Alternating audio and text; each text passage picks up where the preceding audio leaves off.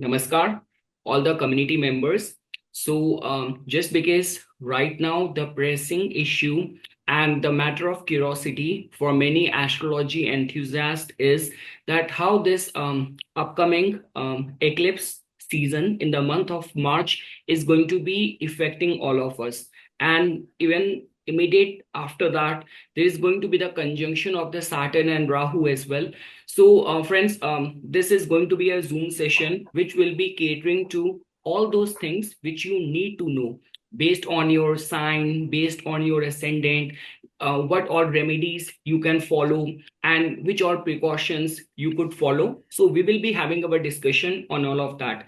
One thing, guys, which I want to make it clear at the beginning of this session only is that just because we are like not the motivational speakers, we are not the religious preachers, and the whole pretext on which we are having our discussion, there are definitely going to be certain information, certain warnings which will be getting discussed. So that does not mean that we are trying to kind of fear monger, or also we might be even taking names of certain politicians, political parties, because if there is going to be some global impact which is going to be happening, that means through these politicians only it is going to be impacting us. Both me and my guest, we do not endorse any specific person, but just in order to justify any planetary alignment, we might be taking up the names as well. So after all of that, guys, let's welcome our guest for another session. The last session which we had with Christina, our guest for today, actually met with good response, where we talked about from the Saturn's point of view, and now we will be getting deeper into it through understanding that how eclipse and the Saturn Rahu conjunction in the Pisces sign is going to be impacting all of us. So welcome, Christina, again. Thank you, Nipun. Thank you, everyone, for having me back. I'm always excited to talk about Saturn. And also, I love how you put the beginning about us. We're just, everyday people and we have our opinions. But when it comes to what we're trying to present here, at least I know myself, and I feel like Nipun, you're the same way. You want to present things that are of topics of interest to the public, and also how to use the science of Jyotish along with our own understanding of the world, apply this together. It's a science, so we're putting all these factors together and we're like mixing them together. This is what alchemy is, right? So this is what we're studying with Jyotish, and everyone's going to have a different perspective, and everyone's going to have a different power. And when you combine that all with the analysis of numerology, you're adding another layer to it. And then also some of the things I'm going to talk about today, we're going to talk about the impact of the actual eclipse on the land, because where you're living, what you're doing with this series, Nipun, with the different charts of the countries. As Jyotishis, we can add that as a layer. Add the country's chart, because you're taking on the karma that's involved with living in that country when you move there, right? And you look at your combinations of your chart and then the year, and you're getting like a really good formula on how to base what's going to happen in your life. So thank you for having me here to talk about the eclipses. Let me go ahead and hello. Yes, Krishna, I can see that. Oh, okay. Okay. All right. There might be a slight delay. Okay. Here we go. I'm trying something different. All right. So today I'm going to talk about the eclipses and the Rahu Shani Yuti. And I'm calling this the mysteries, purification, and spiritual revolution, the shift from ignorance to awareness. And this is just a picture of Rahu and Ketu. I really enjoy seeing them in these forms because we see them and they're presenting to us their energies. So first I want to do a short chant to honor Rahu and Ketu. Ardhakayam Mahaviryam Chanda Aditya Vimardanam Simika Garbha Sambhutam Tam Rahum Pranamamyaham. I offer salutations to Rahu, the one with half a body who has exceptional strength, born of Simhika, who is the cause of the eclipse of the sun and the moon. And for Lord Ketu, Balasha Pushpa Sankasham Taraka Graha Mastakam Rodra Atmakam Goram Tam Ketum Pranamamyaham. I pray to Ketu, whose appearance resembles that of the Palasha flower. He is the head of all stars and planets. Lord Ketu is violent and fierce. So when we read these shlokas about the Navagrahas, we get an idea of the types of energy that they have. And when we look at these types of energy and the energies of our chart, we can really see if there is a harmony or is there going to be some difficulty with accepting some of the positions.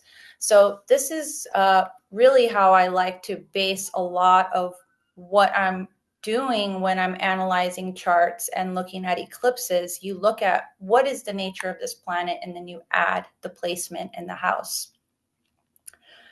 So some basics from the Brihat Parashara Hora Shastra, Volume 1 talks about the planets and their cabinet. And I know we've heard this before, but I think it's a really good refresher when you're analyzing eclipses in the charts of countries and the effect on each of us.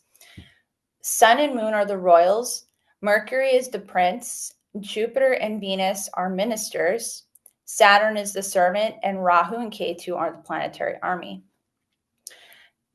Rahu has a smoke-like blue body, lives in forests, and is horrible. He is windy in temperament and is intelligent, like Rahu is Ketu. And we also learn that the friends of Rahu are Shani, Buddha, and Shukra, his guru. And if you see in this image here, this is all of the Navagrahas with their vahanas or their vehicles, right? And a lot of the details you can see of what they're holding. Now you see in each of their hands, it's a little small, but if you look at their hands and you know their imagery, they're giving a mudra of boons. So all of the planets will give you something.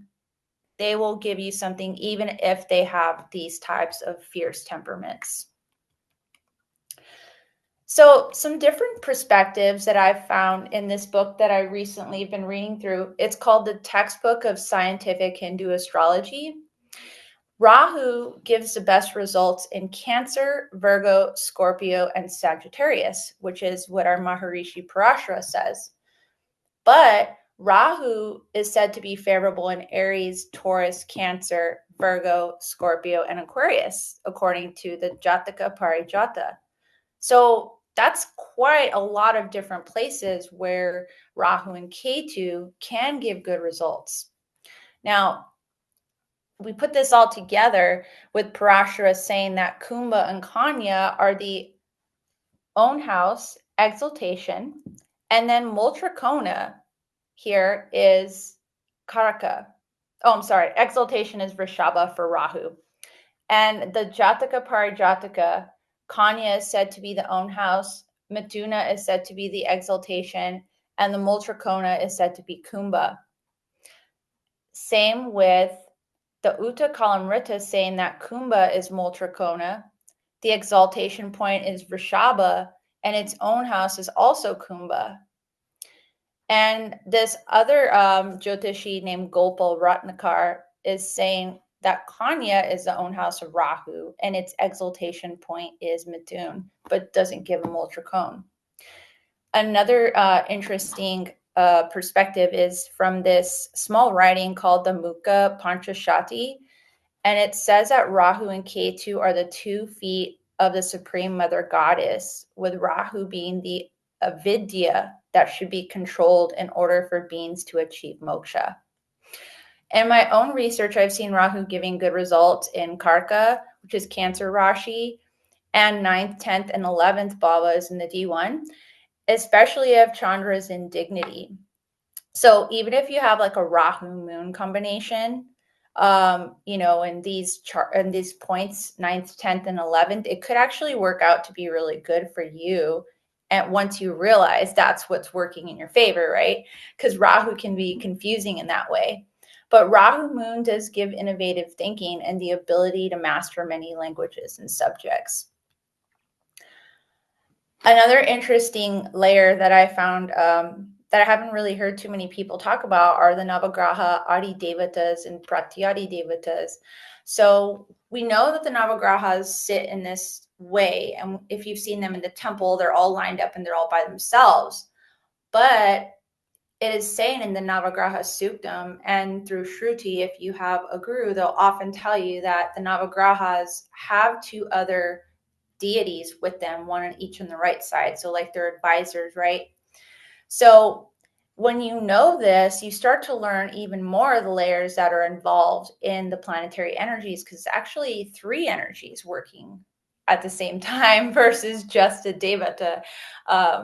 So the layers of this are that the planet is the graha, right? And the graha devata is the physical, the Adi Devata is the mental, and the Pratyadi Devata is spiritual. So like for Shani, the Devata is Shani's Charaya, the Adi Devata is Prajapati, and the Pratyadi Devata is Yama. And Rahu, the Devata is Rahu, which is Swarbhanu, right? But just split in half. And then the Adi Devata is the Pitris, and the Pratyadi Devata is Durga. And Ketu's Devata is the bottom half of Swarbhanu. The Adi Devata is Brahman, and the Pratyadi Devata is the Chitragupta. So I thought you would enjoy this, Nipun, because you were talking about cartography. So Nice. this is just another layer here. Can you see that map? Yes, yes, yes. Okay, so this is a map of the eclipses over pretty much North America, right? You can see Canada on the top here. And you can look at the lines. So, if you pause the video, once you get a point you want to see, you can just kind of zoom in and see what's going on there. If you look at the United States, there's a huge bars line running right through it, also through Mexico, and then up and through Canada. So I'm going to get to that a little bit later, but this is just another visual that you can add to your arsenal, because cartography is very precise in showing you the types of experiences you're going to have and the types that you want to avoid. So the dates here on the right are just for the retrograde and combustions that are coming up. Another factor that we need to think about when we're analyzing the chart of these eclipses. So Venus retrograde, March 1st through April 12th, and then the amount of days here. And then the combustion, Venus Tara Asta, is the 19th through the 23rd. And then we have Saturn, which is going to be combust, right, till the 13th. And then Mercury becoming progressive on the 7th of April. And then the Asta is March 17th through June 8th. So here's the big event that we're coming up to on March 13th and 14th, really depending on, the Panchang. I always encourage people to look at Drik Panchang. I get a lot of the information from there. This is from Parashara's Light software. So sometimes there might be a variance in the degrees depending on the software that you use. And I try to use both because I don't want to get too in the weeds about the exact degrees. We just want to know, is this combination happening, and find the time for you where you can find the exact degrees that you're trying to work with. So when we look at this total lunar eclipse, this is going to be in the United States, pretty much North America. And you'll see on this next page here, this is the path of the eclipse. So you just kind of have a visual of all of the factors that are going to be in play in this eclipse. So we'll get back to this chart here. And if you look at the chart, you see that sun is at very, very low degrees. Now, the chart on the right is just from the moon, so you can see the impact, and I think it's a little bit clearer to see there. And what I've noticed as well in different parts of India or different, schools of Jyotish, they really give a lot of weight to the moon chart more than just the regular chart. They're not looking so much at the ascendant because they want to see how the mind is working at this time. So this is a more psychological approach. But if you look at this here, you see there's a big impact happening while the sun is in a Sankranti, right? And you also see that in the original ascendant chart, Chandra is in the 8th house with Ketu in a Rashi of Virgo. So Virgo is a natural 6th house of the Kal Purush, and it's usually related to health and daily routines. So, the negative side is a vulnerability for the minds of the public that may not be spiritually inclined. But the positive is it's great for spiritual practices like yoga, tantra, rituals, silent retreats, meditation, prayer, introspection. Even if you're just sitting in a room reading quietly during this time, anything that you can do like that with an energy in this way, if you're so blessed to have the time to do that, then take that time and do that, because it's a powerful energy to transform from a pretty big energetic impact. And when you expose yourself to the public, that's why they say not to go out to too many public places unless you have to avoid the eclipse energies. So the path of the eclipse is going to be North America, Eastern Canada, Alaska, Mexico, and Central America. And then on the map here, you see that Greenland west portion, South America west portion with Peru, Ecuador, Bolivia, and West Brazil. And then the very bottom, that's Antarctica, which a lot of people don't really talk about, but I am really fascinated by Antarctica. So then we have this, the solar eclipse happening on the 29th. And you've made another video about this, Nipun, about this day. And, it's really important to consider all the things that are happening. And also the Panchang is very important to look at, the Lord of the day. And we have here this day, we have Venus, Rahu, and Mercury in a very tight conjunction. We also have 5 grahas conjunct, aspected by Ketu, co-lord of Meena Rashi, right? We have Saturn and Mars near the end degrees of Rashi. And the nakshatras that are happening are Uttra and Purva Bhadrapada, Punarvasu, Rohini, and Uttra Falguni. And it's said that nakshatras involved in the eclipse are inauspicious for muhurtas. Some people say 6 months. Some people take the whole year. So that's just something to consider. And the path of the eclipse for March 29th is the North Pole region, Eastern Canada, Newfoundland, and Greenland, and Iceland, Northwest Africa, Europe, and Russia. So another interesting thing to note is that Shani goes into 0 degrees after the eclipse. And this is a slightly different image from Drik Panchang. So here, according to 12 PST, this hits 0 degrees Meena Rashi. So what I've noticed is when planets hit 0 degrees, there's and there's a combination like this where there's a concentration of planets. It's at the end in Pisces or kind of ending, Pada. There's a lot of energy happening. We have Saturn moving from his office in Kumbha to Meena Rashi, heading towards his debilitation point in Aries. Now he's entering Purva Bhadrapada, which is a very, I kind of like the energy when you're talking about the mystical views, but on a mundane level, it can be very destructive because the deity is Ahir Budnya. Now, what's interesting is this is the 81st name of Lord Shiva in the 108 names of Shiva. Saturn and Rahu are within 2 degrees of each other in Purva Bhadrapada, Pada 4. And that day, the moon moves from Uttra Bhadrapada, Pada 4 to Revati. And 6 planets, there you go, being aspected by Ketu. Shani and Buddha both being combust. So travel, movement, and surgeries are not really advised at this time. Now, if we look at the Lagna from this time is Ardra, and the deity is Rudra. And we have Mangal in Punarvasu, and the deity is T, which is, commonly said as Mother Earth. We have Surya, Buddha, and Shukra in Uttarabhadra, and Chandra in Uttarabhadra going into Revati.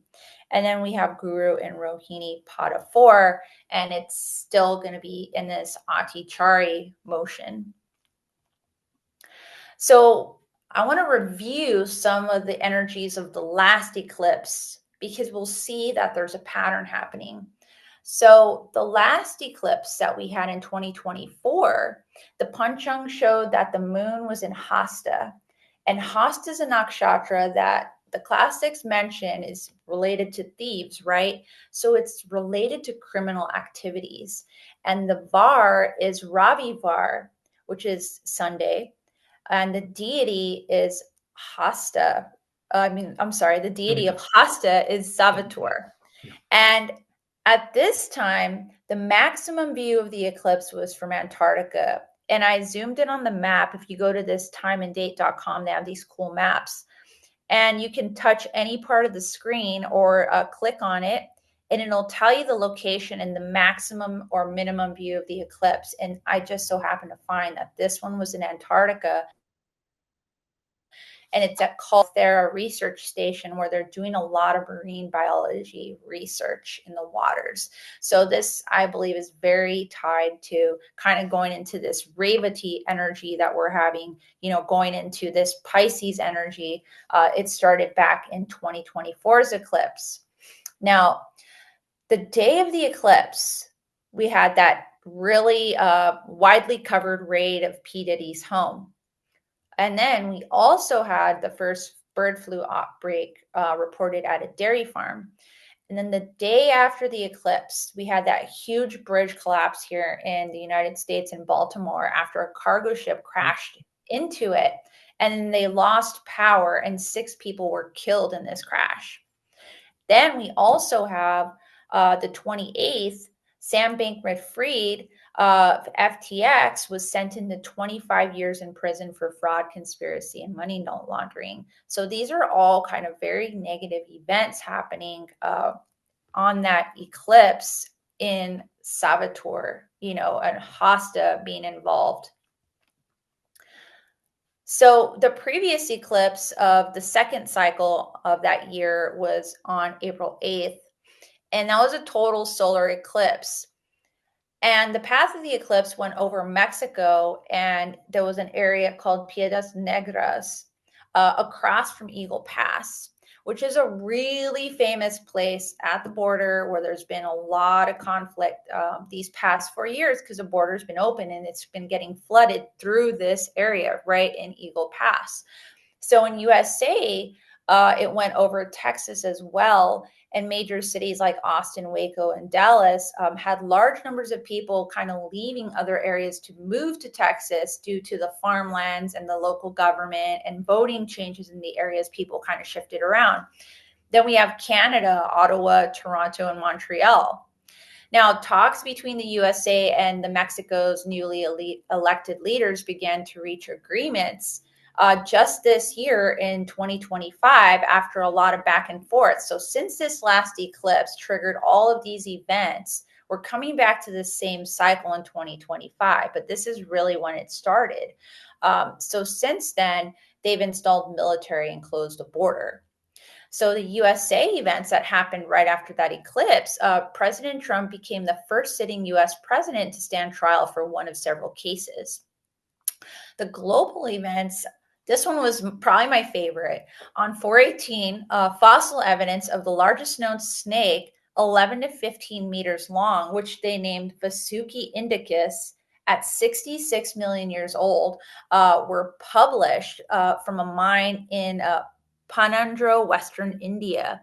So they finally published this evidence that there is this massive snake, and they name him Vasuki indicus. On 4/23, there was this discovery of using a new technology like AI to decipher a scroll belonging to the ancient Greek philosopher Plato found at his burial place, the Herculaneum. And then April 25th, the Chinese Academy of Sciences published the most high resolution photos of the moon to date. So, around that time, there was 37 deadly nocturnal tornadoes across Oklahoma.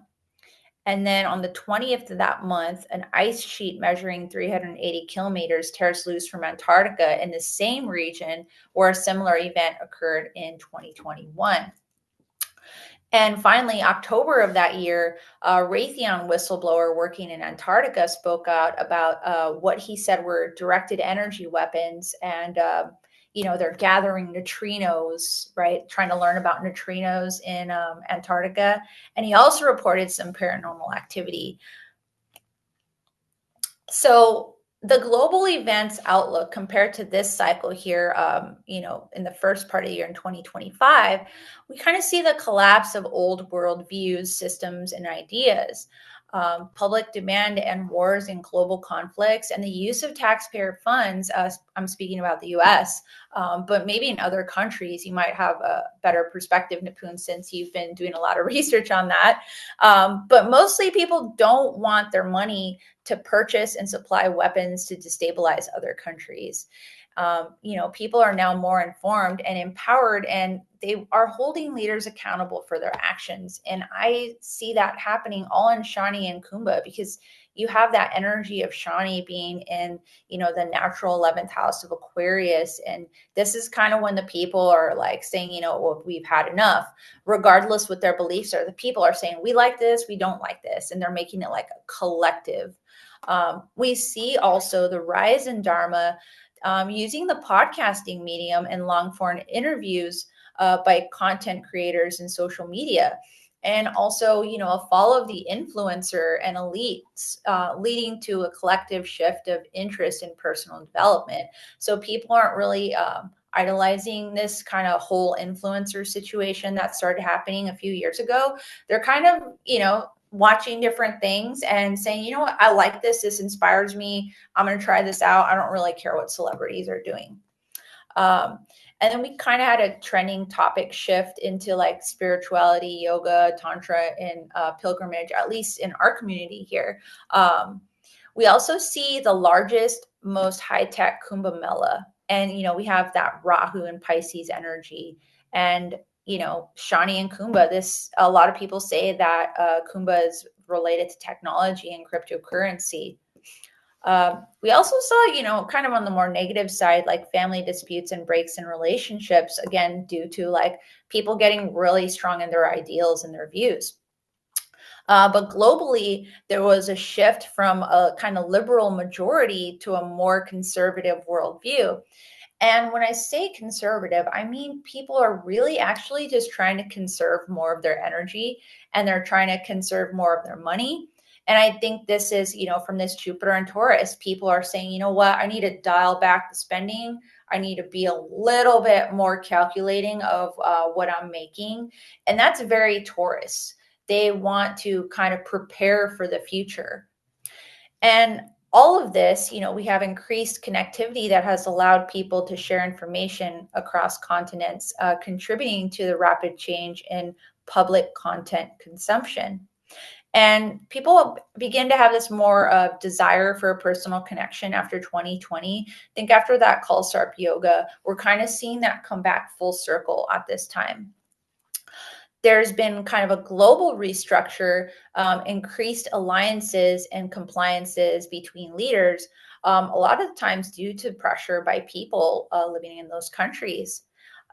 And then also we see more prosecutions for money laundering, racketeering, and the use of shell corporations to influence elections and aid in human trafficking. So like all of this corruption kind of getting exposed with all of this energy in Kumbha and now shifting into Pisces. People are kind of like trying to take out all of this kind of rot in society, right? They say draining the swamp. That's kind of that energy. And, USAID is kind of just the beginning of that. We have more NGOs and nonprofits being investigated in their role in these crimes. And, here we are 1 year later after what happened with P. Diddy, and there's still no resolution. So we'll see if these eclipses are going to kind of squeeze out more of this. So we're just going to shift gears really quick now. We're going to talk about Lord Shani and Rahu. So here, I found this image really beautiful and meditative. We kind of get an idea of why, people say this, Shani Rahu combination is, kind of this really scary energy. But there's always something spiritual happening. And I think when we look at that as a layer of the experience, we can kind of really understand the deities again, getting back to that Adi Devata, Pratyadi Devata. So this is just a chant to Lord Shani, and it's kind of telling us about his energy. So when we remember what his energy like, we can see, how he's going to be reacting in the placement of Pisces. Nilanjana Sambhasham Raviputram Yamagrajam Chaya Martanda Sambhutam Tam Namami Shaneshwaram. I offer prayers to Lord Shani, whose complexion is dark blue, the one who is the elder brother of the god of death, Yama, the one who is born of Chaya, and the one who is the son of the sun. So 421 is going to begin this transit of the Rahu Shani Yuti until about December 1st. So according to my time locally, the exact conjunction is at 4:46. And we still see this Guru Shukra Parivartana happening. So that's what my outfit's inspired by today. Guru and Shukra, trying to kind of really imbibe that energy, because I feel like it's a kind of nice energy. And when you see the planets, you see Shukra with Rahu and Saturn, and they're all really tightly conjunct, within 1 degree. And that planetary friendship tells you that Saturn and Venus are good friends, and Rahu is the student of Shukra. And when you think of it like this is more of an optimistic perspective. You have also Neptune, if you're factoring in the outer planets in mundane astrology. Neptune co-rules Pisces. You have all of these planets that have a harmonious energy together. And we also know that Mercury is friends with Venus. So when you look at all of these energies, you can see that it's kind of like a group of friends hanging out, but you don't really know what their reaction is going to be until the conjunction kind of starts to manifest itself. But when you analyze it overall, you see that these are planetary friendships. Now we have Chandra in the Rashi of Shani in its own nakshatra of Shravana. Now, when you look at the Shravana themes, you have the themes of land, honorable leadership, and listening to the advice of gurus. And this comes from the story about the nakshatra and about King Bali ignoring the advice of his guru Shukracharya, giving away his land to Vamana, but he kept his word. So Shani and Rahu begin to separate after 12:1, and then they'll be about 11 degrees away from each other in Purva Bhadrapada. So the Rahu Shani Yuti, the previous time that we had this was in 2013, and it was in Swati. Now, these are just some of the events that happened. In July, there was this poisoning reported, and also the government of Detroit filed for bankruptcy in the largest municipal debt in the United States history. In August, Egypt declared a state of emergency after deadly riots. There was the attacks on Syria with the chemicals. There was riots in Bolivia.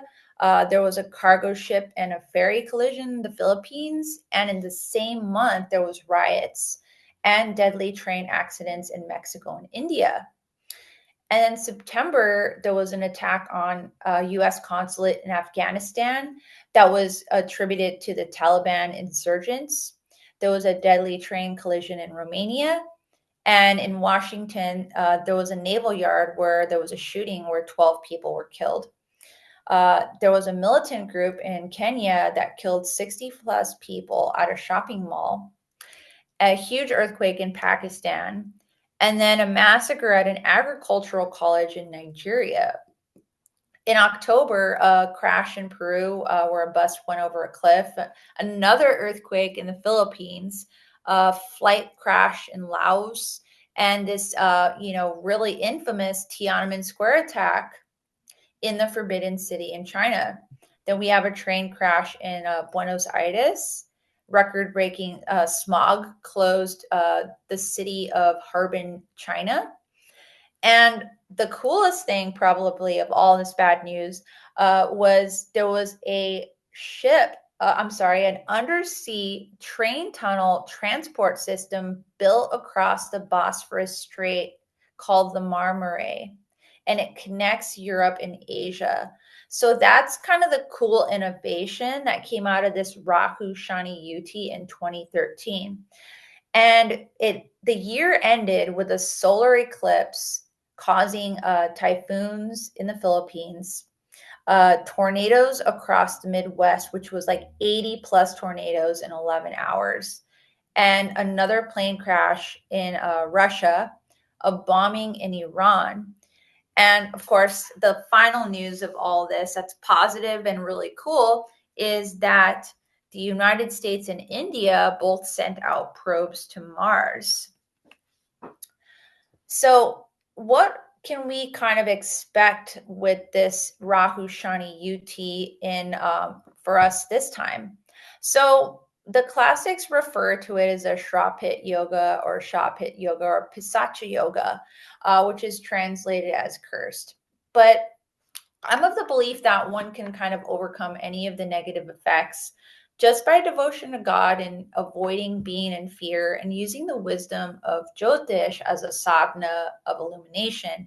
And one of the most inspiring, I think, in our lineage is, your parampara Nipun, SATURN Rao. He was always saying that Jyotish is a sadhana, and it's so true. When you approach it like this, I think you can kind of get good results for yourself. You just have to be humble with what happens.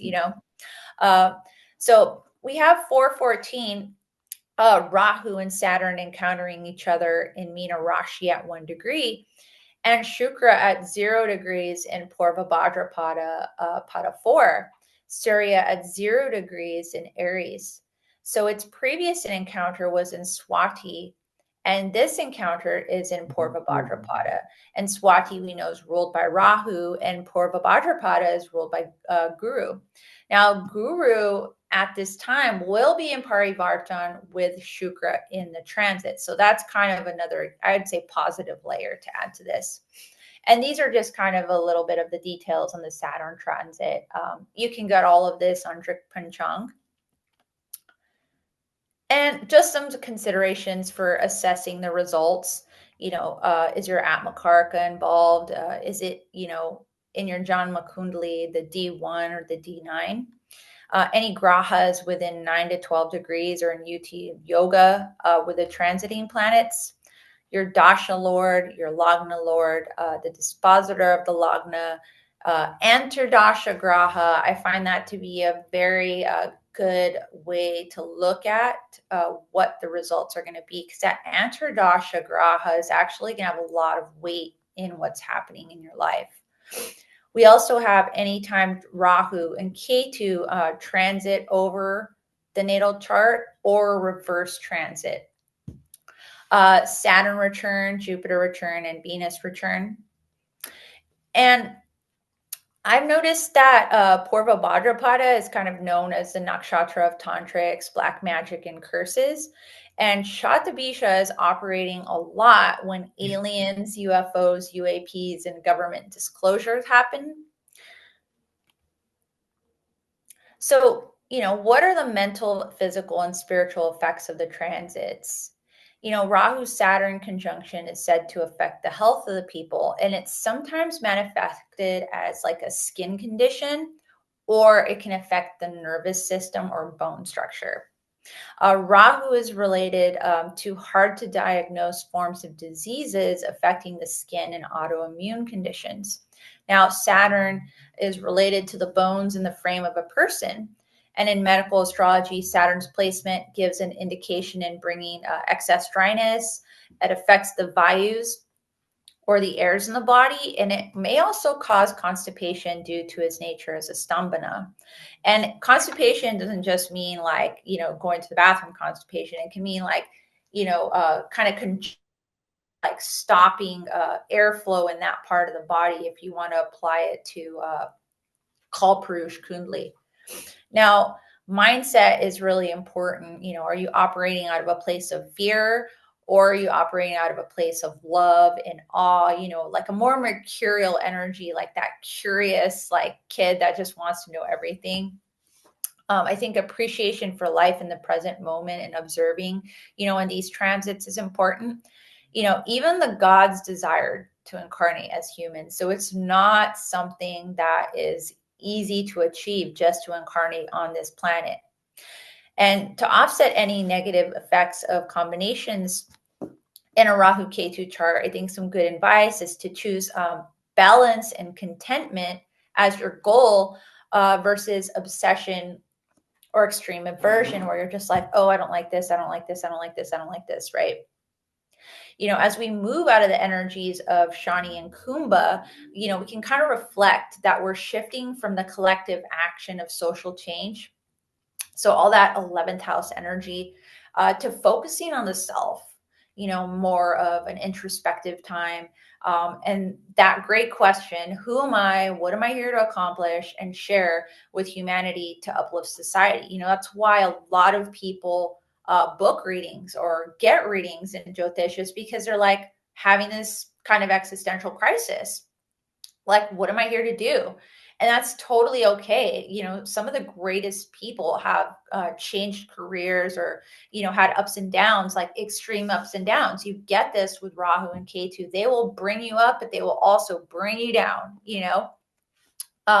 So we're kind of attacking those questions, in our own spiritual sadhanas, like, what am I here to do? Remind yourself, which is really in alignment with the moksha seeking kind of dreamy energies that we find in Meena Rashi. 12th house is the end, but it's also the beginning. And just some small remedies. And this is one of my favorite places. I took this picture when I went to Mount Shasta, and it was a really clear day. And it's just an amazing energy.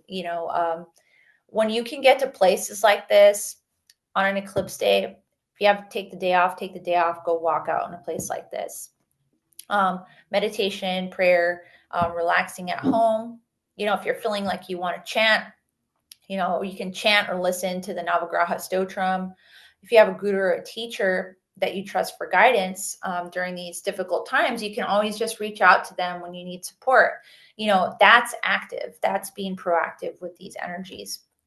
Like I said, walking in nature and gratitude and, surrender. We're on a journey to burn the karmas. That's why we're studying Jyotish, because we're trying to figure out what's really happening. There's going to be good times and tough times. And, it's about the mindset of being thankful and mindful, understanding the greater lesson, minimizing the suffering. And of course, always Maha Mrityunjaya mantra and the Hanuman Chalisa are good things to work with as well. And that's the end of my presentation. I know that was a long one, so That's good. thank you for listening to all that. No, see, the thing is, it's very important, Christina, that, that the audience shall know that where exactly we are coming from. So whatever, like, you are like saying, if you are presenting it with proper facts and stats, it actually creates a difference. So, yeah. And Christina, you also want to briefly cover that, like how it is going to be impacting all the rising signs, just briefly its impact. Yeah, I'm gonna mostly listen because I love your perspective. You're always really spot on. So if I have anything, I'll just interject. But Let's Okay. go. Let's hear it. So the very first thing, it's like I was doing a research on my own as well. So I just, randomly typed this thing on Chat GPT, Google and all, that, okay, which all famous people were born during the time of the eclipse. So, the numbers and the names, you will be surprised. Julius Caesar was born on that.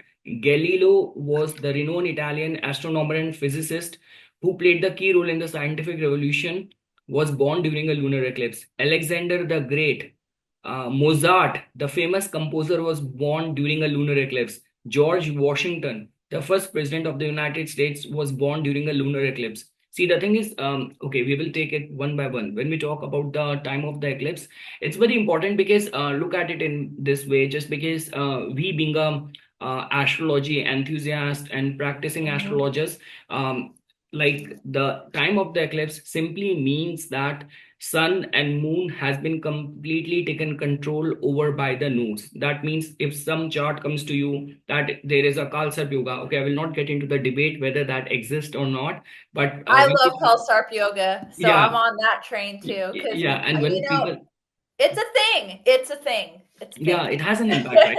So, and when we talk about the time of the eclipse, so simply put, that sun and the moon have been eclipsed by the power of the Rahu and Ketu. Second thing is that because Rahu and Ketu these days also represents the hype, they are also responsible for the global fame, and that is the only reason people who are born with a special destiny, special purpose, in order to, like, this could be a case that someone who is going to be responsible and will be acting out as a savior. He might also have an impact of the eclipse Rahu and Ketu, and someone who's going to be becoming like an agent of chaos and destruction. That person also might be having the similar yoga in the chart. So again, it's just like that. I did not wanted to talk about the politics, but even on that day when we are recording this video, this has been going viral. And see, honestly speaking, we actually have to talk about it because all those, like, experts who come to any of the newsroom, news panel discussion, beyond any doubt, they have their facts, being an expert, studying the international politics and strategies. But the forte and the leverage which we have of the planets, they are there for many, many, many years. So, like the way, guys, and this is what I always say, like, even at the time when, like, Donald Trump was about to sworn in, I just said this thing that, okay, I'm not talking about from the, like, the politics or my leaning towards any political party. It's just like that the world needs to root for the peace, because the time which we are headed towards, it's very sensitive. Like, Right. what happened 100%. between the fall off between Zelensky, like Trump and JD Vance, that might be a signal of that. Because when I was paying attention that, okay, Mercury had just gotten into debilitation state, it's just a Yeah. Saturday new moon, the omens does not seems to be very, very supportive. And see, the thing is, if you have to take it in this way, they're like, Donald Trump, he talks loud but talk about peace. And they're like those Mhm. people who talk peacefully but they talk about war. Like, whether you talk Yeah. about, in his last tenure as well, that Abraham Accord, like, bringing, Yeah. trying to bring peace in Middle East and establishing good relationship between Israel and those Middle Eastern, like, Arab countries and all. And even, like, when media was speculating that that finally that handshake between, like, Kim Jong Un and Donald Trump, that also got happened. Famous. Yes, so I mean to say, we, like, these are those people who, like, Yeah. Trump could be seen as a person who is talking loud, but talking and rooting for peace, peace to be established. So that's what I'm trying to say. When we talk about, like, these kind of conjunction, um, first we are talking about the eclipse, then we will shift into the Rahu and Saturn conjunction. Yeah. So when we talk about the eclipse kind of combination, they have got this power which can actually cloud the judgment of the whole globe, of the whole world. That kind of vibe of fear, something can happen, uncertainty. We say this thing that eclipse in a way is a time when nature is sensitive. In a way, the climate or the nature is sensitive. And that is the only reason, if a spiritually aligned person will utilize that time for doing meditation and all. So we say this thing that your Ida and Pingla has been controlled by the Sushmuna. So the awakening can be experienced very fast because there is no blockages of your soul, of your mind, of your subconsciousness, and that awakening can be experienced very fast. So yes, beyond any doubt. And one more thing, the alarming thing over here is that had this for example, this eclipse is going to be taking place in the excess of, like, this could be, Scorpio or Taurus or Capricorn and Cancer, it would not have been that much alarming. But just because when we talk about the Kalpurush Kundli, Virgo energy and the Pisces energy, again, this is the energy of what is happening. Saturn is about to enter into the Pisces, and Pisces, even from the mundane point of view, it's like all the countries have now started, closing their borders. We don't want any immigrants. What is that? Saturn is about creating restriction on your borders. What is the farthest from you? Yes. From the first house is you. What is the farthest from you? Your country's border, right? That is 12th house. Saturn is going to come there, and they have already started restricting it. That we do not want any immigrants, we don't want anything. So all what I'm saying is that the alarming point is not that eclipse is going to be taking place. It's just like that the axis in which it is taking place, it is Mhm. making it slightly vulnerable. The lunar eclipse is going to be slightly vulnerable, but by that time, the world, and we will head and we will reach towards the solar eclipse. It is going to be much more like intense because of Saturn's entry, contribution coming in from other planets. And again, even if like in social media, people want to label me as a fear monger or someone who's trying to scare, intimidate, I do not have any inhibition. My skin has turned very thick. I'm making videos on YouTube from so many years. My Yeah. rent, my bread and butter comes from astrology. So it's, I owe this to my field, to warn people about the alignments. If this is what it is, I cannot say something. This is a daytime. I cannot call it nighttime, right? If this is what I'm seeing, this is what the astrological principles are saying. So it's my duty to warn people about that. So my recommendation to people is that just when we talk about the time of the eclipse, so like refrain from any forceful major change in the life. The original Kalpurush Kundli of energy of the Pisces and Virgo has got more to do with discipline, which is the domain of the Virgo, and Pisces domain is of giving away. So charities and discipline is the only key which people can go by in order to safeguard their interest, in order to deal with the energy of this eclipse. So yes, doing charities, doing donation becomes very important. And see, you cannot like pin this thing that everyone is gonna be having difficult time. It's like even at the time when the COVID came and all these kind of things happened, pharmaceutical companies were actually making good money. So I mean to say, in certain Mhm. combination, if your running dashas are supportive, the Rahu and Ketu axis is strong for you. So these are the times when these people will thrive. These people will Mhm. flourish. That suddenly you were not expecting something and you have been nominated for that position. So all what I'm trying to say, the rationality and the judgment is going to be clouded, and over where the fatalistic events take place, over where we do not have any free will. So all what we can do is that we can just work more towards having and fortifying our walls of defense. So through doing Yes, yes, activities, through 100%, Nipun. meditation, through prayers, so all of that will become very important. So that is about my take on the eclipse, because even in my case, I'm a Aries Lagna. It is going to be impacting the matters of my sixth house and 12th house. And beyond any doubt, it's not like that I'm saying that. Even by myself, I'm scared, I'm intimidated. Because even at the last time, in this whole axis of Rahu and Ketu, when it happened, I do not know somehow, Christina, I'll be honest with you, right? When we are like heading close to the Virgo side of the eclipse, I was having some sort of, problem in my head. Like I was like, am I having some neurological problem and all? It was only peaking during the time of the eclipse, and then it stopped, bothering me. So I mean to say, yes, it's a alarming sign. See, again, it all comes down to which, um, uh, based on the zodiac sign. So, for example, for the fire sign, so it is going to be impacting their eighth house, their 12th house, and their fourth house. So for the Aries, whether you are Aries moon or Aries lagna, whether you are a Leo moon or Leo lagna, or whether you are a Sagittarius moon or lagna, it is in a way is going to be impacting your fourth house, eighth house, 12th house. So yes, Mhm. all that thing which I said about the discipline and charities will become very important. And like if your running dashas are not supporting any important transition, major decision. So refrain from that. That is what my recommendation is. And when we talk about the Saturn and Rahu conjunction, so on the Saturn and Rahu conjunction, okay, so Christina, we'll just start going one by one. We'll see that how it is going to be impacting, because I actually want to give our audience who remain very calm and patient till the whole discussion, to give them some takeaway and all. So, see, when we talk about for the Aries Lagna, okay, let me just open the basic chart as well, so that I have some kind of reference to look at because I want to be sure when I'll be talking about it, because I'm not gonna be doing some editing in this. Okay, so when we talk about the Aries Lagna, so for the Aries Lagna, it is going to be impacting the Rahu and Saturn. The tight conjunction is going to be impacting their 12th house.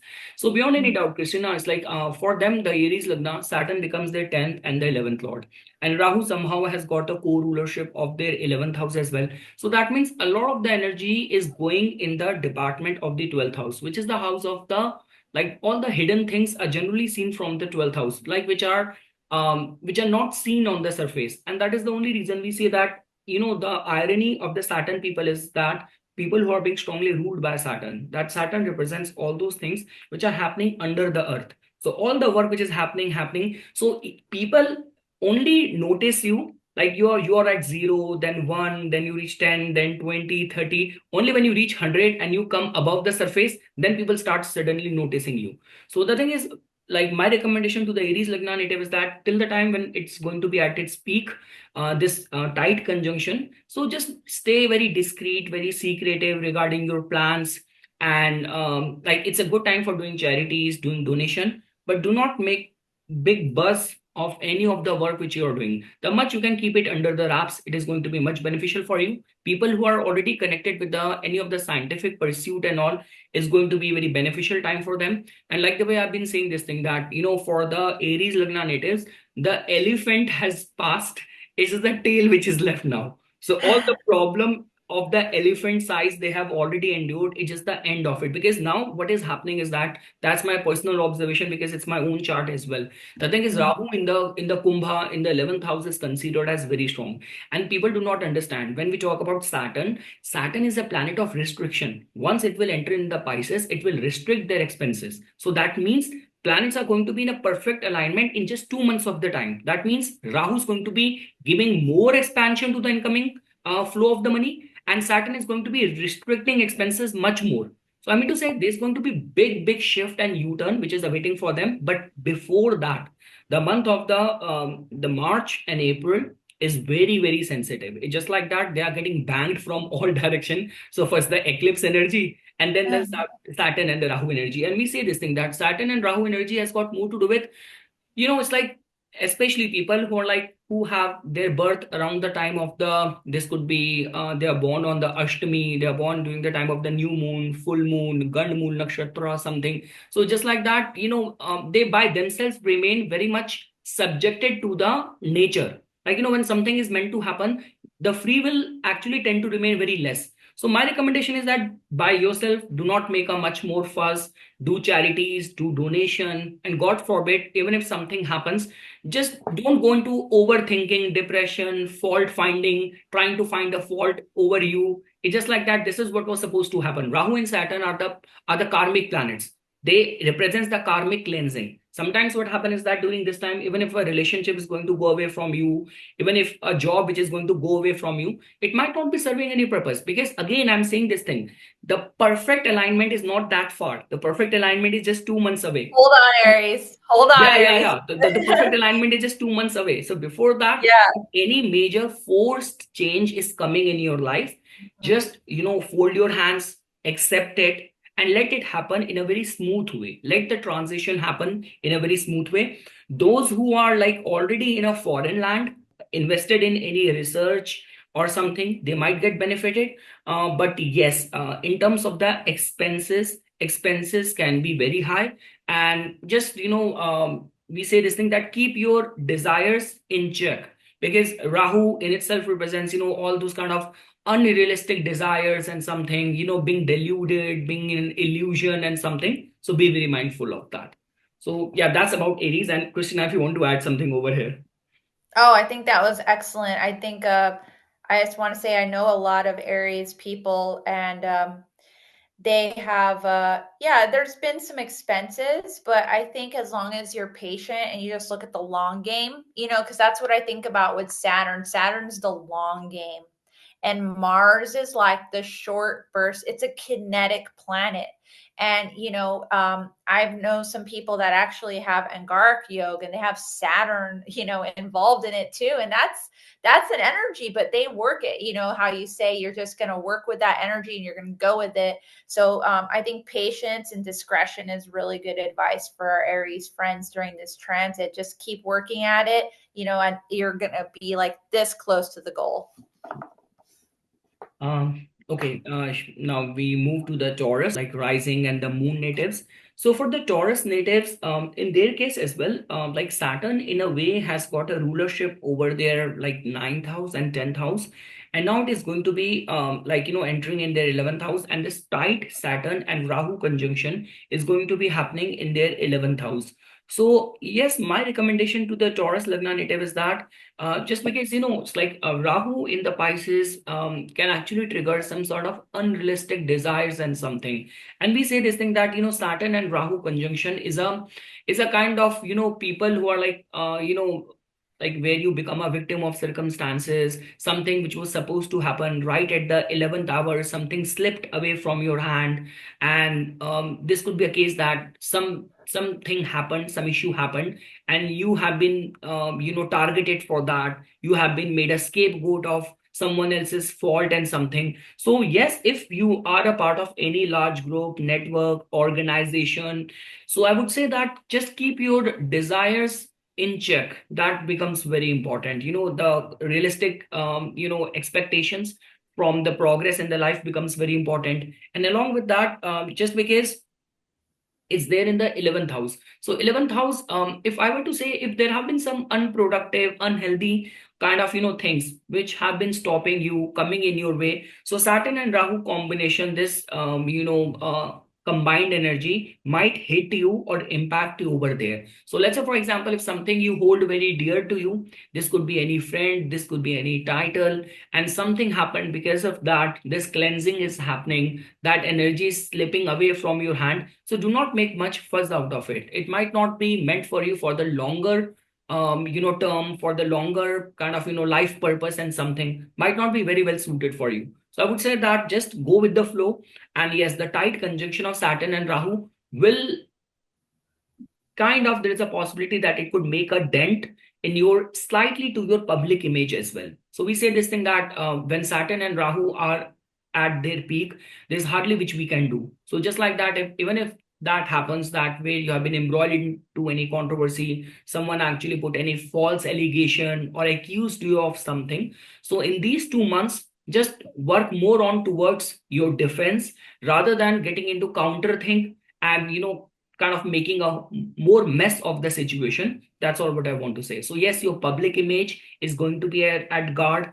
Your expectation need to be very realistic. Do not blindly put a trust on any of the friend, because if this conjunction is going to be acting out in a very adverse way, so it might deliver the punishment, or it might bring the suffering through the living signification of the 11th house, which could be the elder brother, which could be the any of the close friend or acquaintance as well. So just do not let it to come to that situation where you put so much trust or faith on someone, that relying on someone's word, you put a you made a big investment and something, and then you're like, not only you spoiled your relation, but you lost your money as well. So just be very realistic. This is like, as you mentioned, Christina, in the classic text and all, it has been explained as the cursed yoga, cursed kind of combination. And again, I want to make it very very clear, in the transit this is a cursed combination,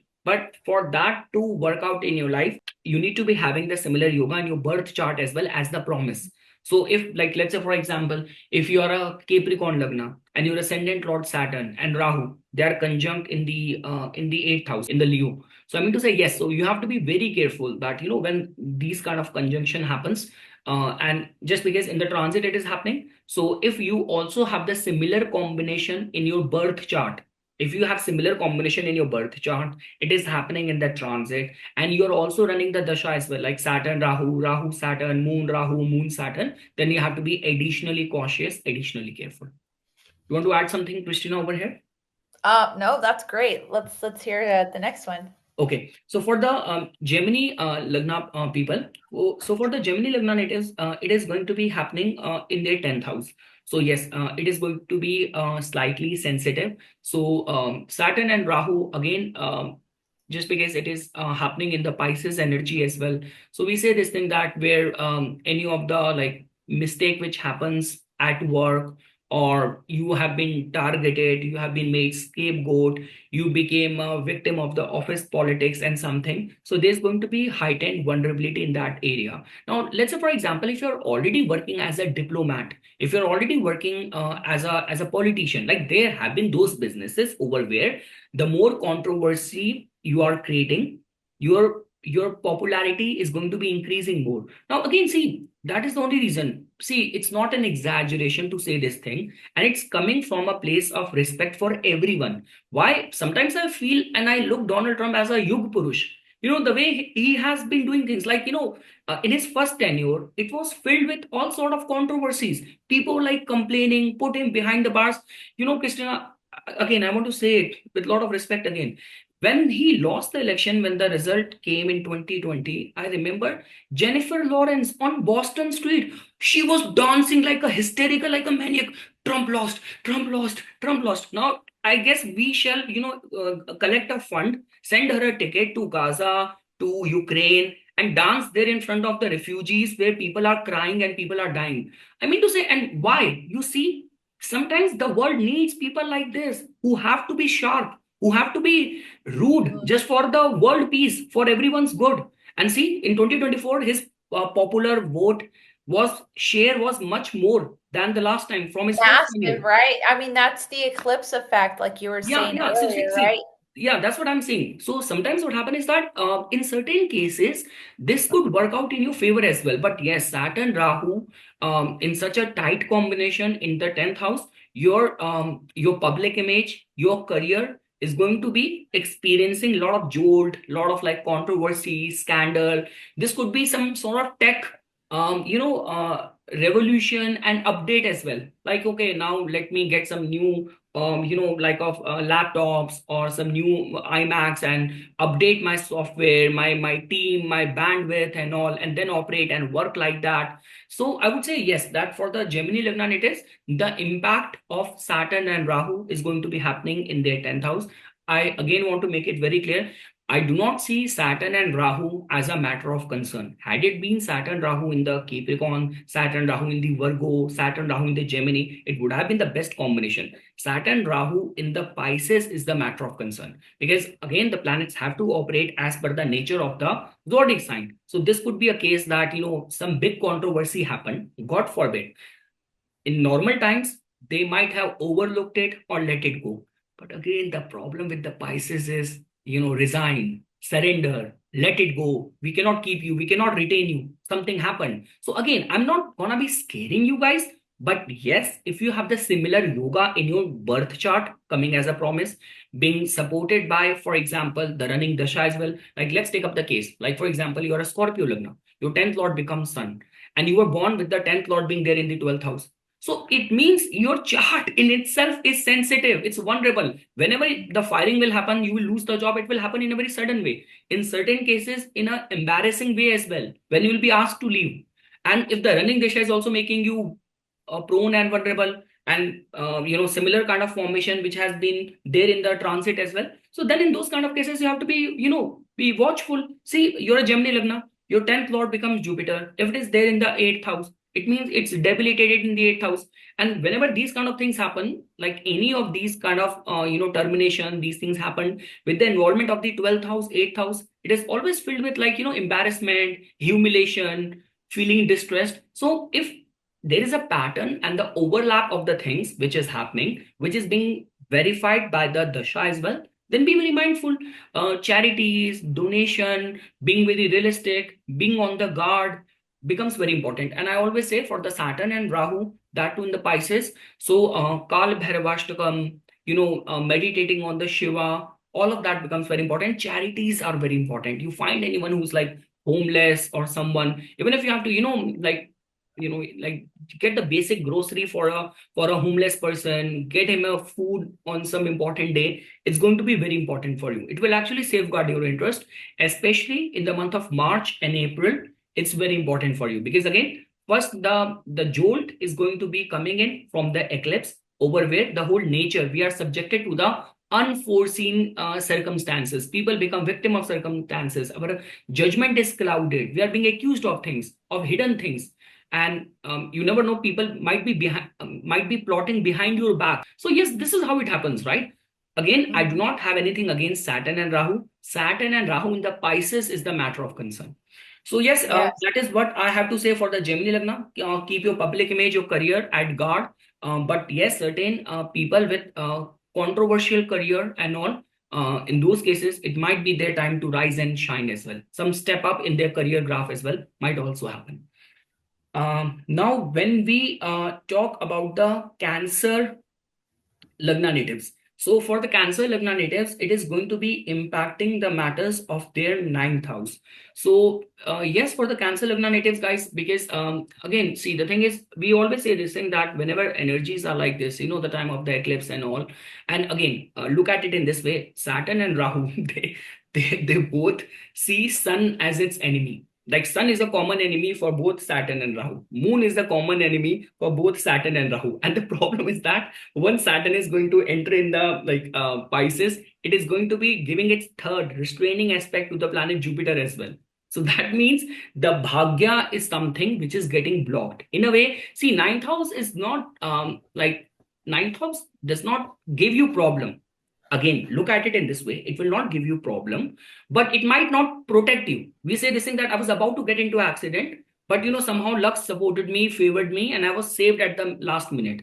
So again, it's just like that. Do not be on a first thing. Do not be into those situations where you're by yourself, putting you on a vulnerable zone, that you're trying to take a chance, a leap of faith.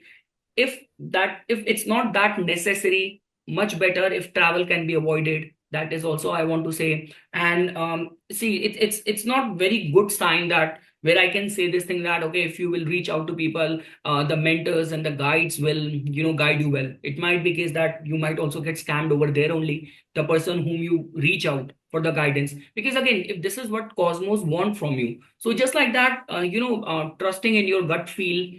And I would say that charities, donation, and mantra jap in the house, in the home in itself, is going to be very much beneficial for you. So all those remedies which Christina in the previous slides explained, which can be done as a remedy, so much better. Ninth house is connected with your father. It's connected with your ancestors as well. Both the trine houses, fifth house and the ninth house. So just do something, charities in the name of your ancestors and all. Especially the Saturdays, Mondays, Tuesdays are important days for doing the charities donation.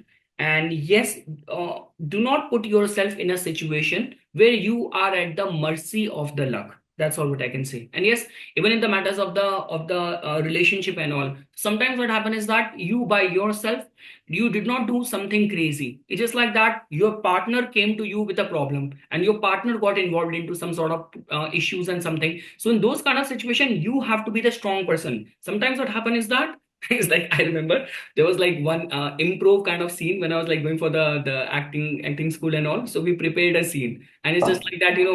Our casting director gave us that. Okay, Nipun, like that person is in its panic, and he did something wrong, and he will come to you. So he came to me. I don't know what happened. I also started panicking. He's like, no, like he is in panic. You have to give him support rather than you also. Then the whole thing will go out of the hand. So I mean to say, yes, if there could be a possibility that you did not do something, it's just like that your partner, your spouse, by himself gotten into some issue, some big kind of mess, and now you have to be the strong person. So you do not have to lose your calm. So yes, this is how it is going to be happening. But yeah, luck is kind of playing hide and seek. So just do not rely blindly on that. And travels, any of the visa, immigration, paperwork, and all needs to be done with proper, like do see the terms and condition. All of that will become very important. Now Yes, for the yes. Leo, yeah, Yes. Oh, just one thing I was thinking about. This is kind of that kind of canceled vacation plans, type of energy. Like you were planning to go on a trip. I had a client recently that was Cancer Lagna. They were planning to go on a trip, And they were asking me months ago about it. And I said, I don't think it's going to happen, but you can maybe plan for it. And, I was looking at this combination in their ninth house, and they're saying, oh, well, I'm going to go. And I said, okay, that's great, but I'm just saying the combination is showing that it's probably going to get postponed. Yeah. And what happened? They're in a dasha that's transiting over that same exact position that they have, Rahu Saturn combination transit over that. There it is. The vacation got canceled. So, like you said, when that combination is present in the chart and it comes over the natal placement, there's something like that's going to happen. Triggers. Yeah, that triggers it. Yes. Now, talking for the Leo Lagna natives, yes, they are on the radar. They are on the target of the planets. And again, when we talk about the planet, it's like not the planets which can give you results in a very calm way. Saturn and Rahu, when any of the like they are the planet of misfortune and some sudden reversal of fortune. And just because it's the eighth house, so with eighth house there is mental anguish, there is we say this thing that some sort of scandal, controversy, defamation, so all of that is also involved over there. So for the Leo Lagna natives, these 2 months they have to be very protective of their public image. They have to be very protective of their conduct, because Saturn in a way has got a rulership over their sixth house of their daily work life as well, their work ethics as well. So by yourself, do not do something which could be later on, like you could be targeted, or you might be embroiled into something which is going to be very dark and all. So all of that will become very important. Also, even in the matters of the relationship as well, again guys, all of that which I'm saying over here, I'm not saying that it's you only. This could be a case that for the Leo Lagna, it's the seventh and the sixth lord, seventh lord. This could be a case that you did not do anything. You follow astrology, your running dashas are favorable, your chart does not have that yoga. But this could be a case that if planets have a way of giving us that experience and that feeling, this could be a case that suddenly your partner will come to you that, okay, I was coming back and I actually gotten into into a problem, into fight, into a road accident and something like that. Again guys, please, I already made this thing very clear at the beginning of this video. This is a kind of a discussion on which we will be maximum talking about the negative possibility. So please forgive me if it is kind of unsettling for you, but this is what my job is, right? To give you a proper warning of the possibilities. Warning of the possibilities. So yes, for the Leo Lagna natives, any of the decision in the matters of the relationship, their business and all needs to be done with proper caution, proper care. And again, do not try to be very, very smart in this time, because sometimes what happens is that we humans have this habit that we feel that we can outsmart our destiny, that okay, I am secretly having an affair, I will cut some corners to make some extra money from this deal. So trust me, March and April is not very conducive, it's not very favorable for that.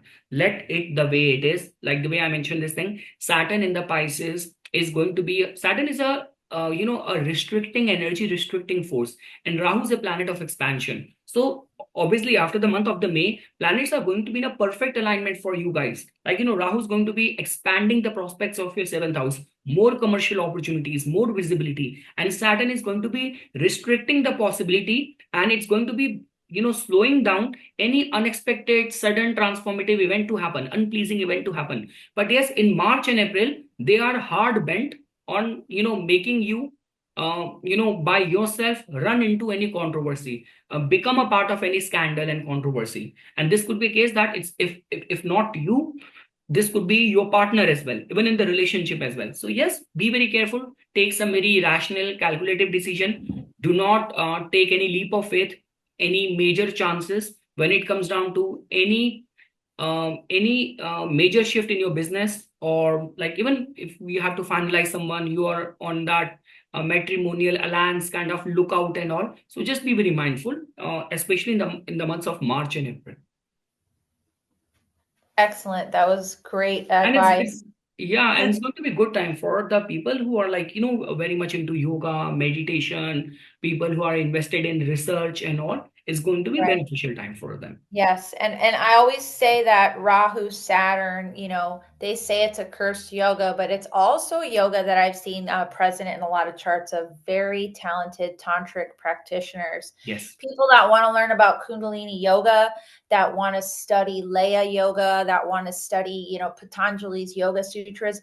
It doesn't have to be like an in-depth thing. You could just pick up the book at this time and just start reading Patanjali's Yoga Sutras. That's what you can do to kind of offset these energies. If you're, a Simha Lagna, and, let's say you even have this K2 moon combination in your birth chart, to kind of minimize those effects, apply those energies into an exercise like reading about yoga and Kundalini and seeing what's really happening inside your body. We say this thing, right? 8th house energy, somehow the Mooladhara, resides, the root chakra somehow resides the anus part, and also, yeah, it resides over there.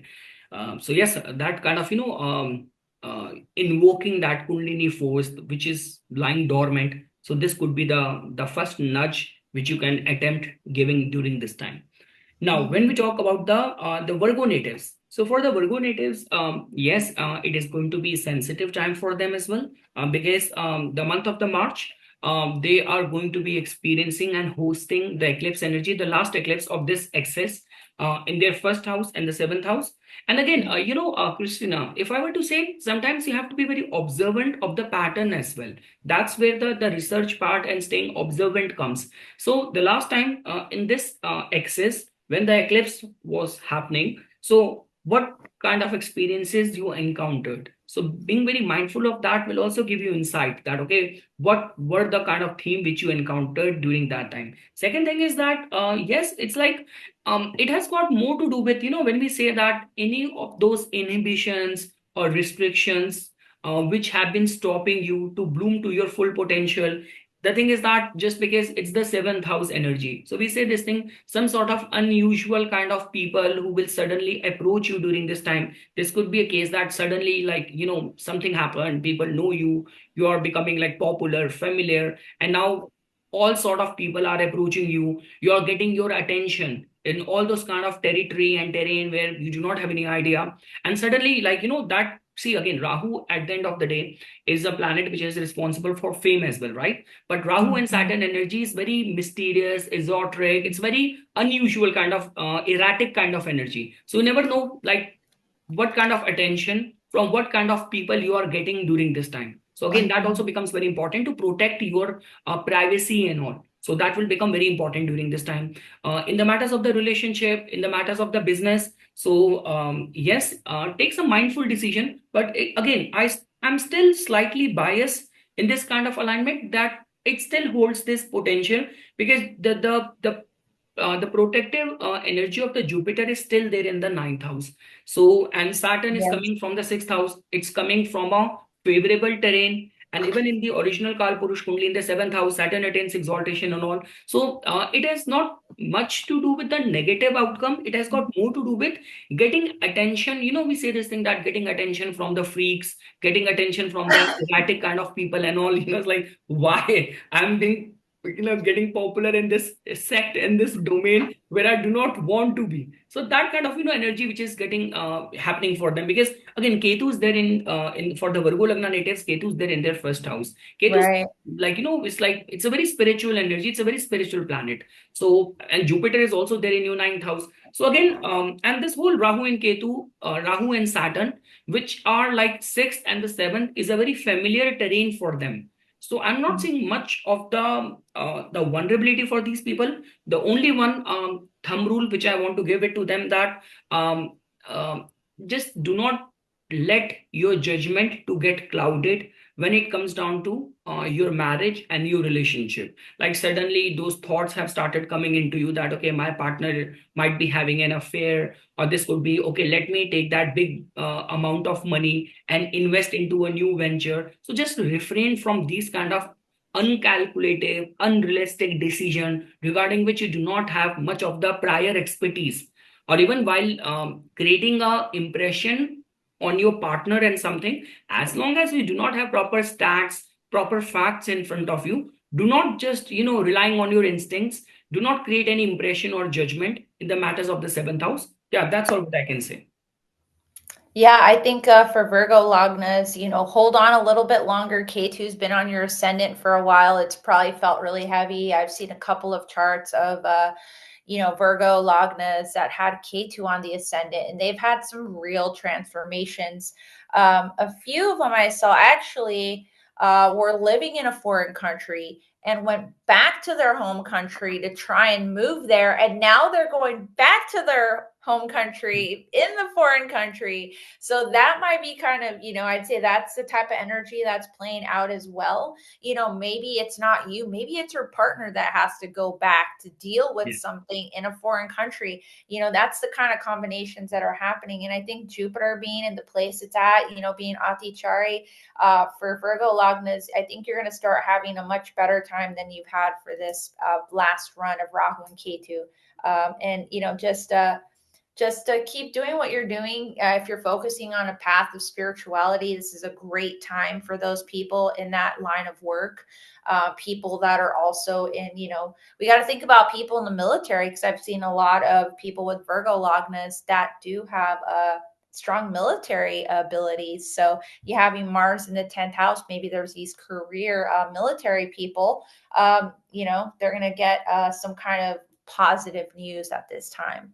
Yes, yes. And just because I'm actually rooting more on the support which is pouring in from the Jupiter in the ninth house. So yes, Right. and again, see, it's just like that, like the way I mentioned this thing, the time period of the eclipse has got more to do with when the Ida and Pingla get subjugated and Sushmana can be activated. So if they are like Virgo Lagna natives who are like very spiritually aligned, so a lot of the insight, a lot of the clarity which will come to them. So yes, this is how it is. And again, see, for the Virgo, both see now we have reached a terrain. Virgo, both Saturn, both Rahu sees Virgo as a good domain. The way it has been even mentioned in some of the classic books that Rahu in the Gemini is like Saraswati and Rahu in the Virgo is like Durga. So again, it's a good combination, good terrain for both of them. Now, when we talk from the Libra Lagna natives point of view, so again, the very first thing to start this discussion, Libra is a supporting terrain both for the like Saturn and the Rahu. It it might not be as comfortable as Virgo or Gemini might be, but still it's a comfortable kind of alignment. And now it is going to be happening in their sixth house. So again, I just have the same thing to say for them as well.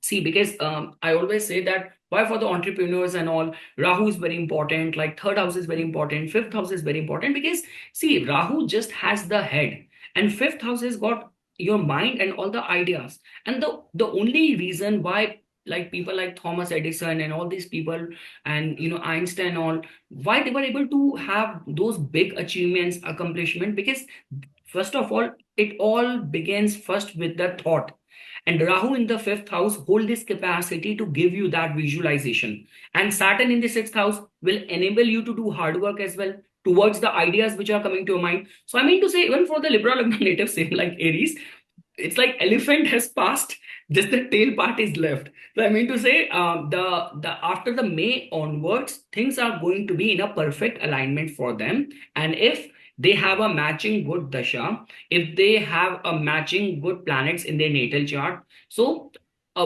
lot of the good things are still awaiting. They're just around the corner to be manifesting and being unfolded. It's just like that. March and April is sensitive, especially Libra Lagna natives. I've been giving the reference charts and examples throughout in this discussion.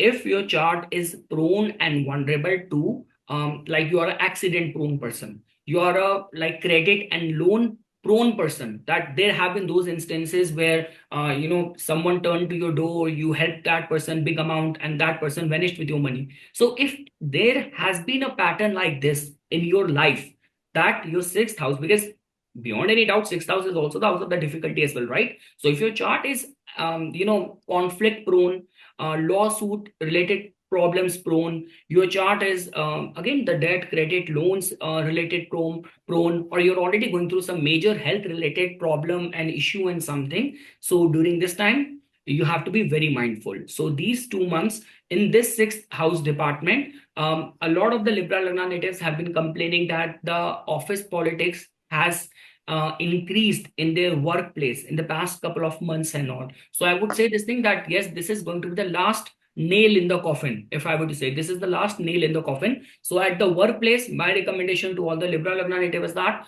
whatever you do, always keep a receipt. Take the instruction from your bosses in a very documented way, in a very from the emails, so that if something wrong happens, then you cannot be made a scapegoat or you cannot be held accountable even when you haven't done something wrong. And avoid getting into conflicts or like be disciplined. See, the only one thing which is very important for this whole like March and April month is that, and in order to balance the energy of the Virgo and Pisces, is that Virgo is all about the discipline, Pisces is all about the sacrifice, letting go. So again, there is a high possibility that even if some purification cleansing happened during this time, where like like any changes, any restructuring happens at your job front and all, so do not create much of the resistance over there. Again, I'm telling you the same thing. For your rising sign, Saturn and Rahu, they both are the good planets for you. And even in terms of the house as well, sixth house, one of the Pachya Bhava is considered as good for both for the Saturn and Rahu. So follow the precaution and care. And if there is some major forced changes in your reporting pattern to your bosses within the team, or in any of your like daily scheduling and something, if any major changes are happening, whether you like it or not like it, or you feel like that it's being forced or imposed onto me, it might have something good in store in times to come. So yes, just the 2 months are sensitive, vulnerable. Special caution, and the word of caution is for those people in whose case their natal birth chart is sixth house problem prone. Their natal birth chart is sixth house problem prone, and which is being verified with the running dasha, activated dasha. Then that means you just have to do much of the charities and like chanting. All of that will become very important. So yes, that's all what I can say for the Libra natives. Yeah, that's great. Yeah, I'd say also maybe, if people in the careers that have to do with innovation and Yes. tech, this is going to be a good time for career growth for the Libra Lagna natives. And, I always, kind of like what you were saying about Trump earlier. He's a triggerer. He gets people really like this or that. And I Hmm. think that's an energy that's happening right now for the Libras. Like if people are talking about you in a bad way, have you heard that saying? If you're getting talked about, it's because you're doing something right. You're Yes. doing a Very true. lot of, you're being Very like true. a change maker, so I feel like this is the combination that may be happening for those Libras. And Libras are very sensitive, being driven by Venus. They don't really like having these heavy Yes. energies, but just know that sometimes when that's happening, it means that you're kind of making a conversation happen about you, and maybe you don't want it to happen, but it's a good thing. That's what I would say. This is a good thing. And for innovation and tech, this is going to be a really good time for those Libras. Now, when we will reach the Scorpio, like moon sign or Scorpio rising natives. Now, for the Scorpions, yes, beyond any doubt, this is going to be a sensitive time for these people. Now, I have a proper like reason to say that, because see, when we talk about the fifth house has got more to do with our mind, the kind of thought which comes to us. And again, we say this thing that what is the difference between where we categorize or call someone as very lucky, as very fortunate, being very blessed, and those kind of people who are like just not being very lucky. They are like at the wrong time, at the wrong places. Like you will, Christina, I can give you so many instances. Like for example, there was this lady in Indian Indian politics. She kept on doing so much of the campaigning groundwork for like from her constituency for one political party and all. And right when the election time was nearing, she had some issue with someone, with the party senior people and all. She shifted her loyalty to another party, and that party lost the election. So I mean to say, you are not lucky, right? Whoa. No, that where luck did not support, and there have been those people. They kept on criticizing that person, that political party throughout their life, and right at the time of the election, and no one was expecting that party to win. She shifted her loyalty, and that party won the election. So I mean to say, this is what happens, right? Like. Uh, like see, JD Vance has been there, but still, like when the way he was picked for the vice presidential candidate and all, his name was not that much. So that's what I'm saying. So luck Yeah. also plays a very important role. Your mind, your thought process plays a very important role. The only vulnerability which comes when it comes down to the time of the eclipse is that our judgment gets clouded. So, and just because for the Scorpions, their ascendant lord is also like kind of transiting from their eighth house as well, so that energy is also very intense.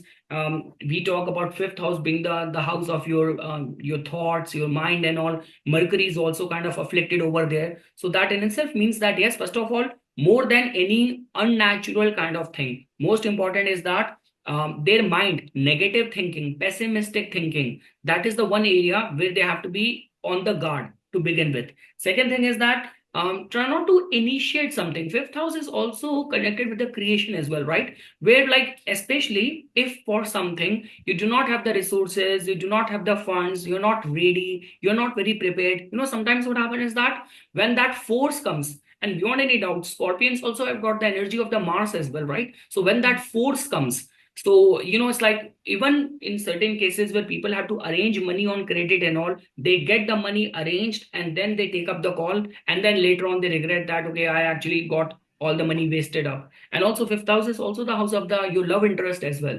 There might be some sort of misunderstanding, fault finding, or this could be a case that the shock might come, that you got to know about your partner's past, and something which actually created a rift in the relationship and all.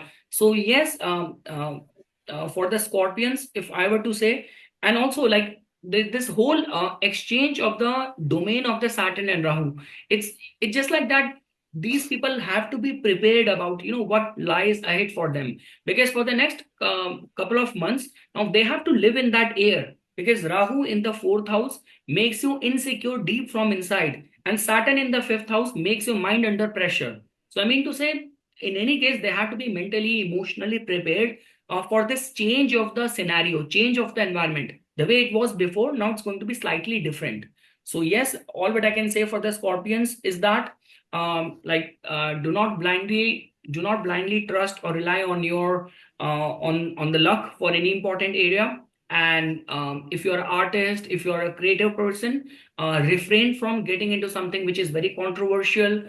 In your romantic love interest, be very mindful, be very realistic, practical, and guard yourself from the negative thinking. That will become very important. If in your natal chart for the Scorpions, your chart is prone to like major financial losses, because fifth house is also connected with the stock market trading and all as well, right? I've seen like so many people, like just couple of bad weeks. Like this was the news couple of days back only, I was like reading it. This guy, it's like young guy, he lost so much money in stock market and all, and then he committed suicide and all. So yeah, fifth house is also that kind of house. There's a kind of a cursed kind of combination which is there in your fifth house. So be very mindful. And if your natal chart is making your mind depression prone, anxiety prone, heavy losses prone, which is getting verified with the running dasha as well, then doing remedies will become very important. Chanting becomes very important. Remembering and reaching out to your ancestors for the help, like in a way of doing donation, doing Shiv Bhakti, Shiva Rudrabhishek, Kal Bhairavashtakam, visiting any of the Lord Kal Bhairava's temple. So all of that will become very important. It will safeguard their interest. Yes, I have a couple of things to add for Scorpios. I've had a couple of people with Scorpio ascendant, and I would say that what I would point out in this is definitely your, eighth house with that Mars there. If you already have planets in the eighth house, you have that Mars going over that planet. I would see be really careful about what you're thinking about, especially in relationships, because this might be a time where the Scorpios have been getting into a relationship. With that Jupiter going over their seventh house, it might have brought them a partner. They might have met somebody, or they might have met a guru. At the same time that they're thinking like, this could be my guru, like this is a great person, it's giving me good advice. So I'd say be careful. just wait for things to develop a little bit longer before you decide. Because, like with a guru or with a mentor or with a relationship, I like to call it like there's an interview period where you're kind of interviewing that person to see if they are in alignment with what you're in alignment with. And, do they have the resources that you have? And if you're going to create this alliance, then are your resources are going to be equal or the way that you both want them? So I would say at this time for the people with Scorpio rising, doing any kind of ancestral practices, or, I saw one Scorpio native that went to actually visit their ancestral land during this time. And I had just given her a reading a couple of months ago, and I told her, you're probably, you're going to go on this trip, because she planned a trip to go meet a partner or a potential partner. And then on the way back, she planned to go visit her ancestors. And I thought, this is exactly a great little remedy that you can do for yourself if you have these means to kind of work with that energy and kind of, like we say in Jyotish, the Pitris have to be happy. Our ancestors need to be happy. Even, in my Native American side of this family, it's that way. Mexican tradition, we honor them too. There's always some kind of celebration for the ancestors. It is because of them that we are here. And Ketu and Rahu are always interplaying with each other. And Ketu being that ancestral force coming through us, coming through that punya of the fifth house. That's a very easy remedy that I think a lot of people can do. Shall we move ahead, Christina? Yeah, sure.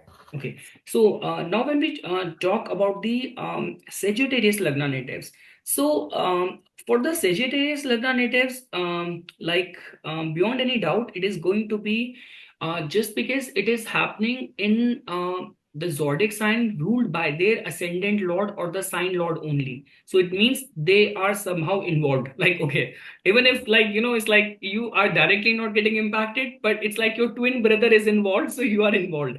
So that's the first thing. Second thing is that during this whole time, their ascendant lord is also not in a very strengthened state. Like Jupiter in the sixth house in any case is like, we say this thing, like I've seen that in the charts of lot many people. No matter how talented, intelligent they are, somehow the financial constraint always, somehow kept on bothering them throughout their life. So Jupiter, the significant of the finances, original Kalpurush Kundli energy, Taurus of money, if it's in the sixth house of the debt and credit, like some of the people in India, like, who are very good, they do the priest work and something. But irrespective of the fact that they are so knowledgeable, they have knowledge of all the shlokas, shastra, they are still, dependent on the donation which they get at the end of the service. And just like that, it's like, obviously, like, even this whole field is also like rely on the kind of the clients you are catering to. So like for example, if I give advice to any IT person, and the guy who give advice to JD Vance or Donald Trump, so it's just like that, our field, astrology or any field, is like being the charges are dependent on the market, the clientele we are catering to.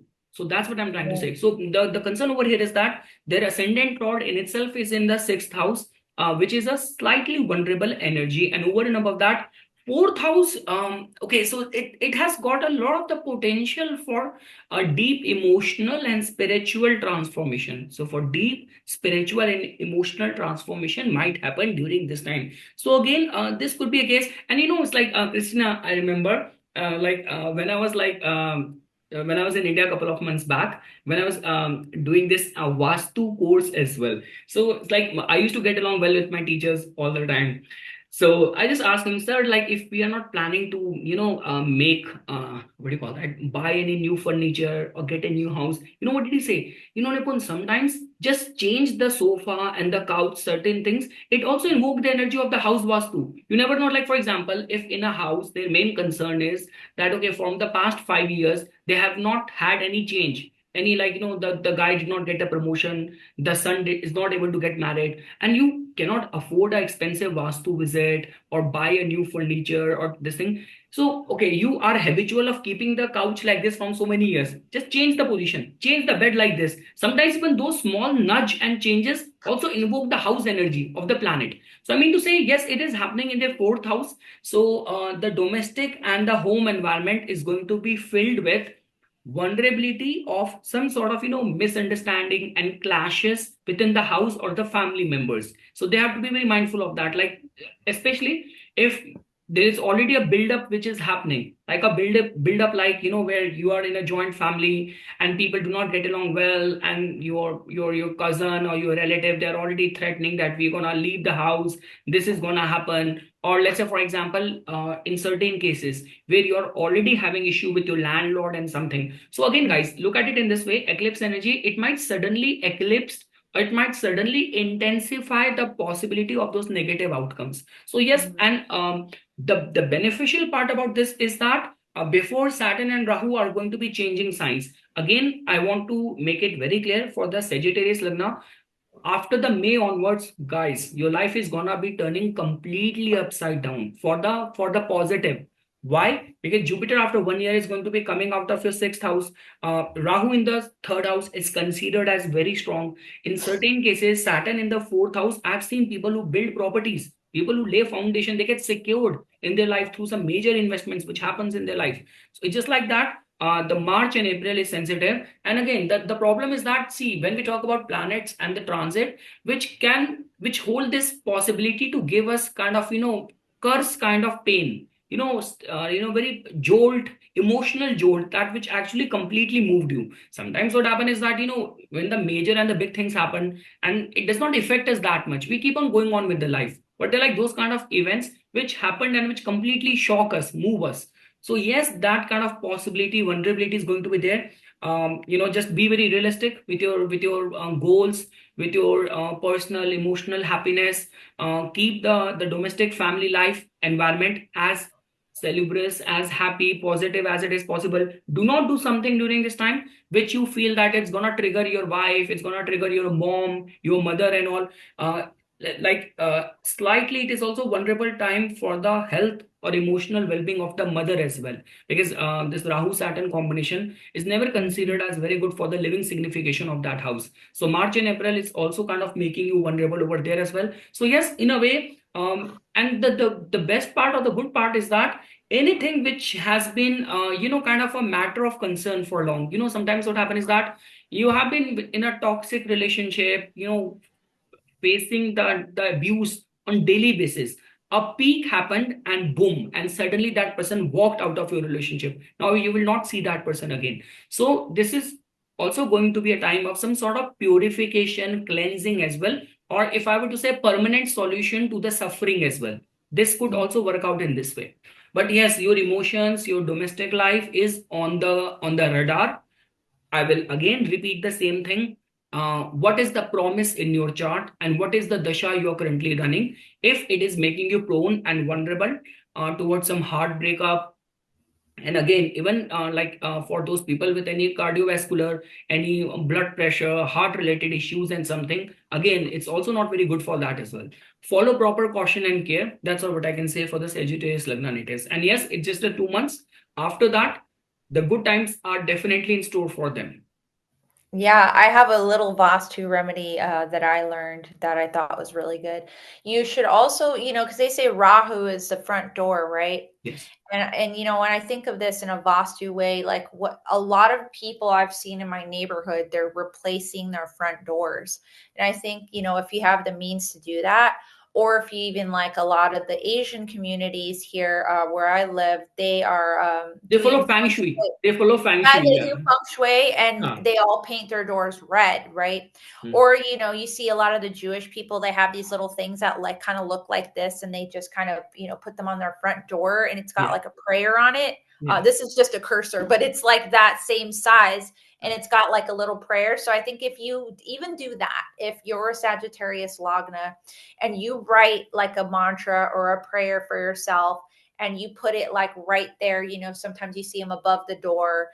You put a little prayer. You see like those Hanuman flags that people put above the Yes, door. yes, yes. Stuff like this. I think this is a really good time for that, because you're inviting that energy to come in during this transit and kind Krishna, of wait, putting. I'll show you. I'll show you one thing. You remind me.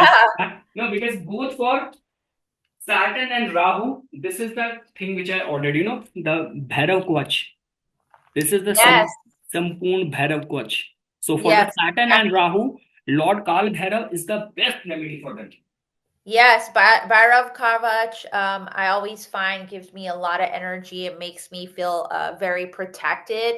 So even if you can't chant it, just put it on. You know, I have some friends that keep like a little device playing with mantra very low near the energy spaces that they want to put protection around. So you can even do something like that. But yeah, totally on board with the Kal Bhairava recommendation for these people. If they like those Ugra deities, this is great time for Yes. that.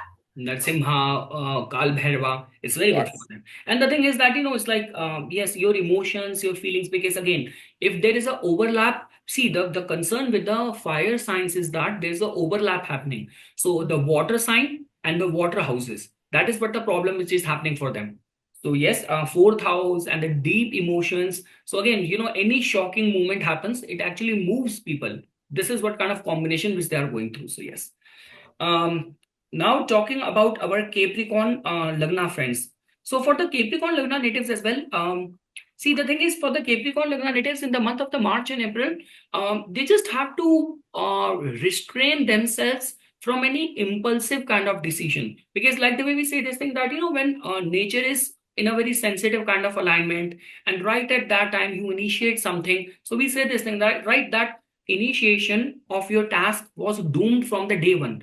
You even laid foundation to something when the omens were not very supportive. So third house is again of that. It's like when you apply for a job or you undertake any of the short travel, you initiate a plan or something. So I mean to say, any of the self-expression, communication, and the things which they are trying to achieve. So they have to be very observant of their goals during this time. And they have to be also be very mindful that they do not get radicalized easily. That, someone said something, and because of you relied on some gossip and said something, or you relied on provocation of someone and you acted, and now you have been the target of all the controversy, scandal, criticism, and you did not use your own judgment. You got radicalized into something. That might be the third house. And again, see, with the third house, we say this thing that yes, our communication, self-expression, all form of communication is generally connected with the third house.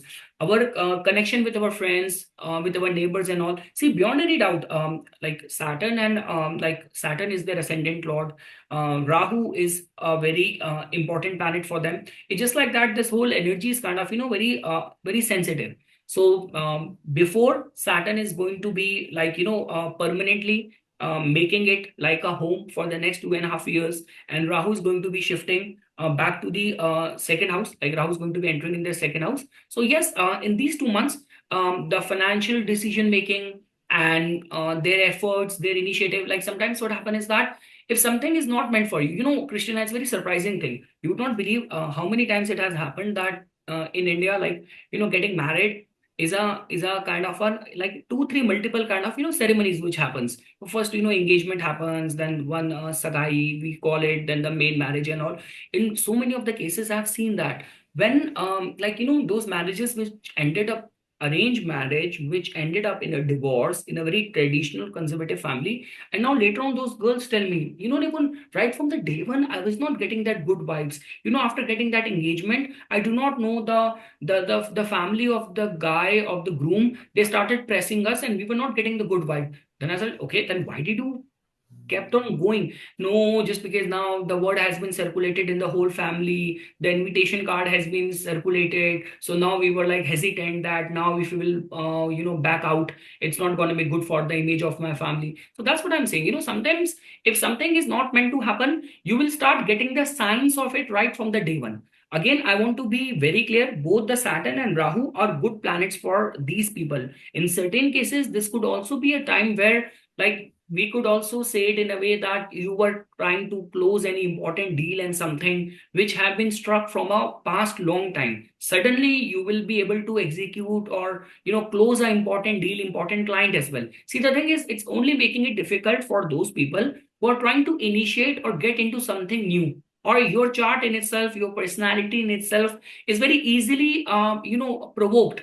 We say this thing that you could be easily provoked into doing something. So then you have to be very mindful of that. And these days, because now I never even thought that a day would come when I will openly start talking about politics. I will start talking about it because I knew this thing that when you talk about these topics, what all kind of emotions and traffic starts coming in towards you. And I never wanted that. I wanted my channel to be only talking about astrology, gods, and planets. But see where I've reached in my life. So I mean to say, it's like just be very mindful because if you are in that kind of in a field which involves intense emotions of people and all. So what you tweet, what you write, comment, the way you behave, the way you express, and most importantly, if you want to start something new and the omens does not seem to be very favorable and all, and you are getting the signs, something is there which is blocking you.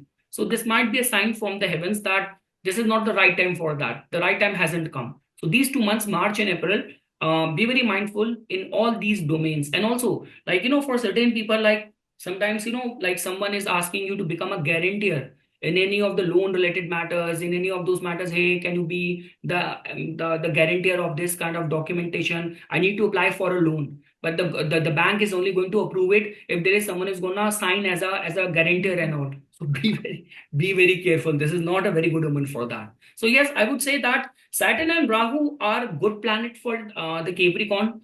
Uh, Without a kind of a yoga or promise, if you do not have that in your chart, they are not gonna trouble you. I can assure you. But if your chart in itself makes you prone to that, you have a history of being betrayed by friends. You have a history of getting into road rage, being easily provocable, getting into like road rage and street fights with people, club fight and all with people and all. So if this is what you as a person, you are as a person, this is what your natal planets are, this is what your history is, and this is the kind of dashas you are currently going through which is making you prone and vulnerable, this could be the triggering factor of that. So yes, it's a mix of the things for the Capricorn. Yeah, the only things I'll add here is, when you see the planets in the positions that they're in for our Capricorn Lagna friends, they're kind of all spread out, right? They're like all on the edge of the chart. And, a third house is often called a trick baba, right? You call Yes. it a trick because it's tricky, Mm, like it's amazing. Yeah. either you're going to be tricky or the energy is going to be tricky. And Yes. when you have tricky planets in a tricky house, it's just like, what's going to happen? So, when you're watching what you're saying, if you're writing on social media or, you're writing online, there's a saying, it's the internet is forever. Once you Right. put that, if you try to write a tweet, if you don't pay for that check mark, you might not be able to take off that tweet. And you said it, someone's life gets destroyed by one tweet. This is that kind of energy. Like, I remember, the comedian Roseanne in America. She, do you remember her? She's Roseanne. She's a comedian, but she got destroyed because she tweeted something really crazy, and she said that she was drunk, and it went out, and she woke up and her phone was blowing up and her show got Mm. canceled, and she said something about somebody in politics, and she ended up running for president. So this is that kind of energy. You can say the wrong thing, but will you be able to recover if you Yes. say the wrong thing? Do you have that kind of finesse to get yourself out of this situation? And, when you're talking about stuff like politics, maybe that's somebody's job, to be a political commentator, right? And the way the energies are now, there's so much, you can make a story about, you can make anything into a story. That people talk about, these politicians are so animated and have such a character. And we know in our Jyotish, we have Medini Jyotish. We have this Jyotish where we're just talking about what's happening in the world. So this is part of our studies, and it may be a kind of uncharted territory for a lot of people in Jyotish, but I appreciate you talking about it because I really enjoyed, looking at how these eclipses and how these different conjunctions affect what's going on to a population. And the thing is, as long as people, and when you are following someone for a long span of time, you also get to know that from which place where that emotion and that comment or that tweet or that video is coming in. If sooner or later people get to know that, okay, that person is just doing honor to his job, he's not like lashing out at people or bringing a personal bias, then even people accept it. As long as people know this thing, like for example, again, I actually adore Donald Trump a lot, but sometimes if you have to take into consideration behind all of his actions, it's not his personal bias. It's like make America great again. Like, he's thinking from a broader point of view of what can I do for the Americans that, they're going to be put back on that glory and all, which they already are, but how to strengthen that position. So again, that's become very important, that whatever you are doing, from which place it is coming in, that becomes very important. Yes, I think that's a great example. But also, like, it's important to look at the chart from the dasha and the dasha lord, because if we didn't know Donald Trump was going through a Jupiter dasha, we would think what he's saying is totally crazy, right? And if we didn't know that he's living in America in a Rahu dasha, this is why we're getting that energy, because Rahu's going to blow that up. And then you have somebody in a Jupiter dasha where the Jupiter's in the second house, where they're going to sit down and they're going to say, look, you either respect me and respect my country and you come into my home and you respect me, or you're going to have to go and come back when you're ready with the right attitude. That's very much second house energy as well, because you're dealing with like someone that's a parent, someone that's a grandparent that say, listen, son, you can't do that here. You need to go.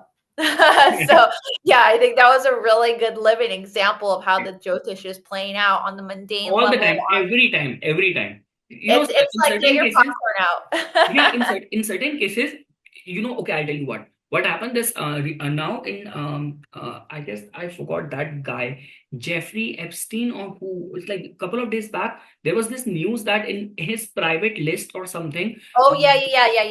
The Epstein list. Alec Baldwin, his name also appeared. And I was thinking, Yeah. Alec Baldwin, this guy, okay, on the set, because of his Oh rifle shot yeah. fight, someone died. Now his name is also coming in here. And whenever I see him, like when he comes in the news, okay, please God forgive me, but it's always there for the not the good reasons. It's like he lashed out at someone, a comedian was, doing his job, and he threatened that person. So like I was Oh, so I saw that video. I yeah, totally know what you mean. and I Yeah. was like, I was so hoping that I hope God, please give me his correct time of birth, because when Yeah.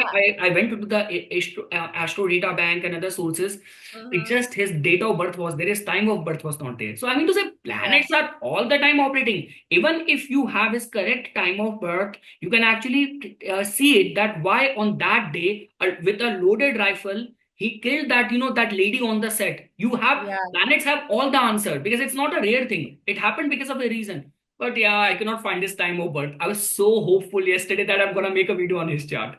Okay, I'm gonna look for that for you. Let's Okay, put thank it you, out thank you. there. Somebody watching, if anybody has access to that, send it to Nipun. Okay, okay. Now, moving to the Aquarians. So for the Aquarians, yeah, it is going to be happening in the matters of the second house. Again, see, when we talk about like all other like zodiac signs and the rising signs, like especially for the fire natives, Aries, Sagittarius, and the Leo and all, in their cases, it's the water house and the water sign, which was making them double prone and vulnerable. In case of the Aquarians, it's the second house. So yes, beyond any doubt, the money, wealth, and finances is going to be at the radar. But again, if I were to say for the Aquarians, because Rahu and Saturn, they both are favorable planet for them. They both are like their own territory and all. And it's just like that, Saturn is going to be like, staying now permanently for the next 2.5 years in the second house. Now, Saturn does not want to damage it. It's just like that. I want to be very honest. Whatever expenses it would have increased for the Aquarians, or whatever problem this excess in the 1.5 year Rahu and Ketu would have created, majority of the problem might have come from the eighth house Ketu rather than from Rahu, because Rahu is more favorable for them. That's what my gut feel is that. So for the Aquarians, so yes, for the Aquarians, there's not much to worry about it, but yes, just protect your finances. Do not get provoked. If you're, I'm sure that those people who are watching these videos and keeping a track of their chart, they're running the Shah, they by themselves will be knowing this thing that okay, their second house is in the focal point, it's in the radar. So in the next 2.5 years, they do not have to take any sudden abrupt decision. And yes, let's say for example, if for the Aquarians Lagna, because see, Christina, there's one very good friend of mine. He runs a platform, and just because he is a very senior astrologer and he has been keeping a track of the data within a proper AI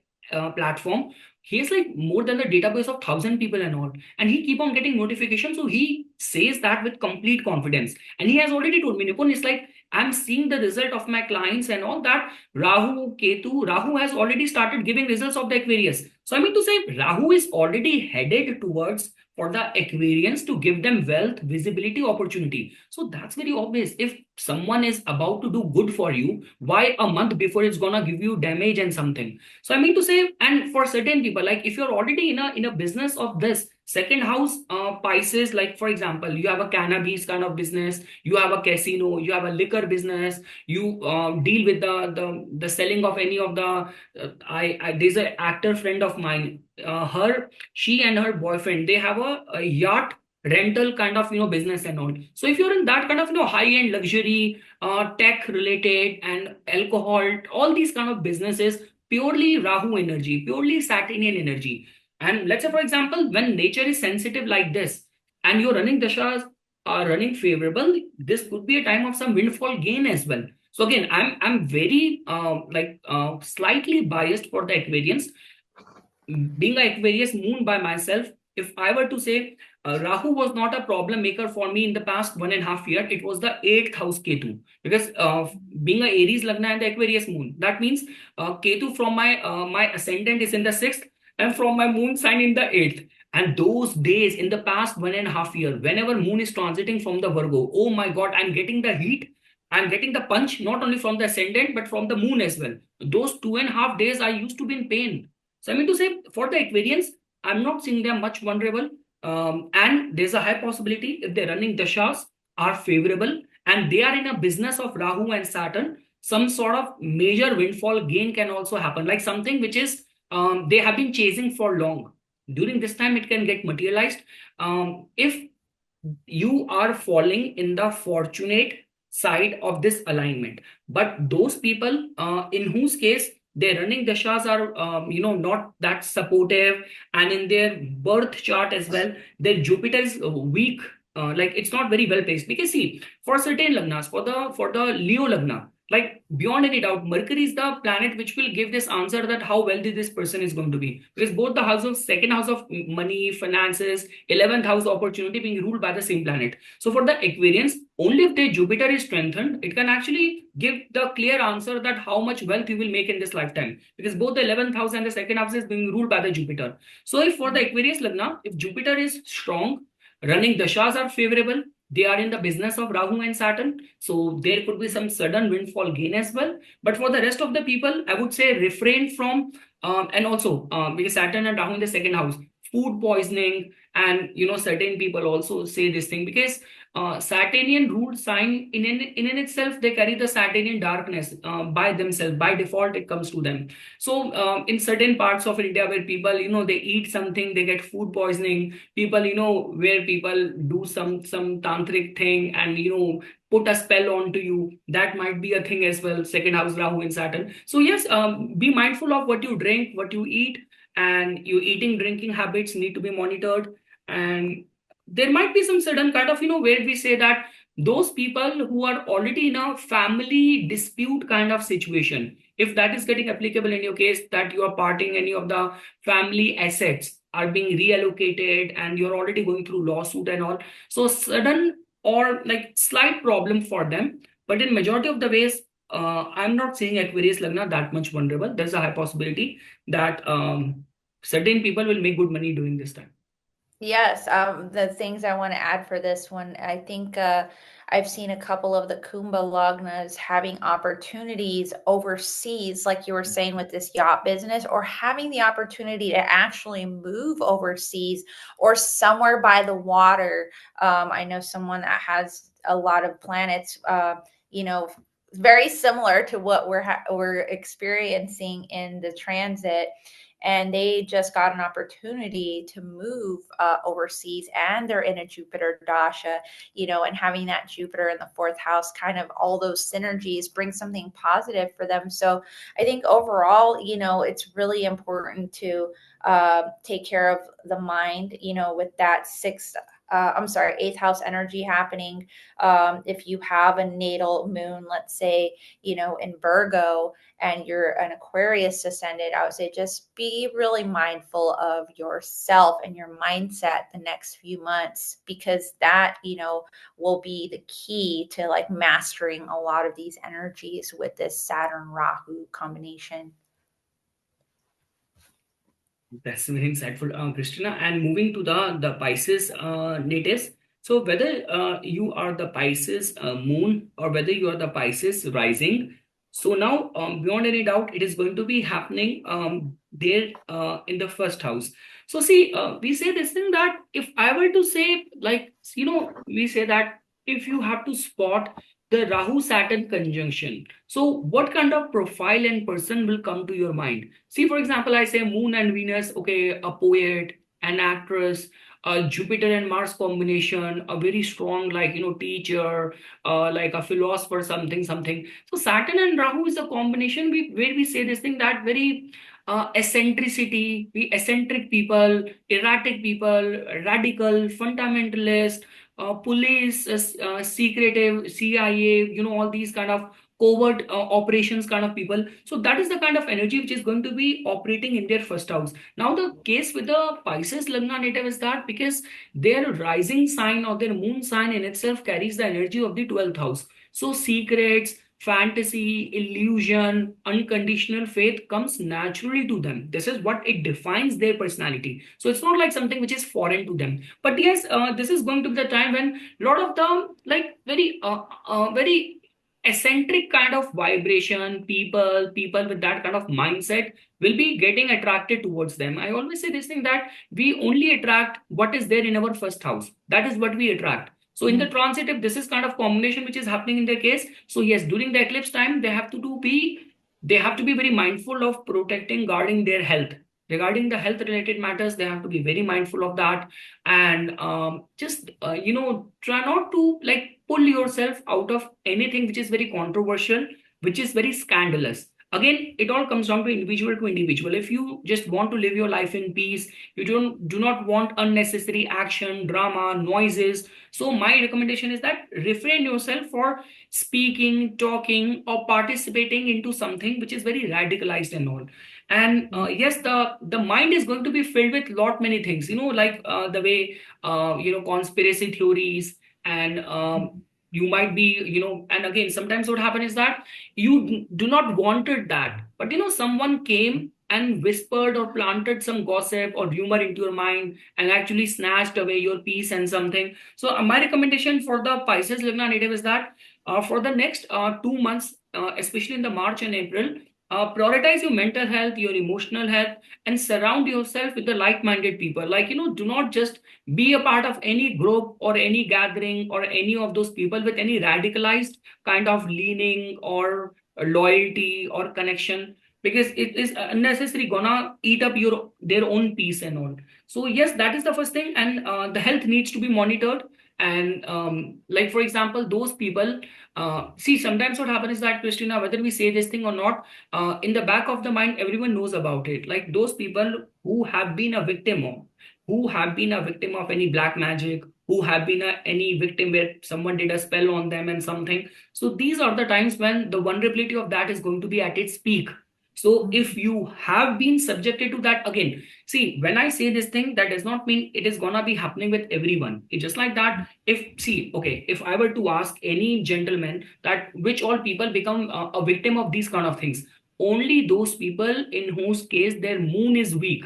Like, for example, you're born at the time of the eclipse. Your moon does not have any paksh bal. Your moon is already very weak. It is like debilitated. It is there, conjunct with in the natal chart with the Saturn and Rahu. Sun is also weak. So your soul, your aura is weak. Your moon is weak. So that means you could be easy target. And now Saturn and Rahu are like transiting like that in their first house. So that means, yes, you could be an easy target of all these panic attack, energy attack as well. So guard themselves, protect themselves, and yeah, that's what I have in the top of my mind. It can slightly benefit those people, especially who are like a part of any international level of diplomacy. Like, you are like if you're working, because obviously, like, whether Christina, our field is something where people do not give credit, but so many of these prominent people, I can assure, even the French, like Emmanuel Macron or all, they all would be having their own personal psychic for their advice, because at the end of the day, they all believe. It's just like that. Some people talk about it in the openly in the media. Some people keep it secretive. So I mean to say, You're so right about that, Nipun. yeah. Yes. So Sorry to interrupt, but yeah, that's something a lot of people don't talk about is, there was a famous astrologer to a president, Reagan. His wife had an astrologer on call and she was always consulting her. hmm, And you know who it was? It was Sylvester Stallone's mother, Rocky. yes, yes, yes. His mom is a famous astrologer who was an astrologer to presidents.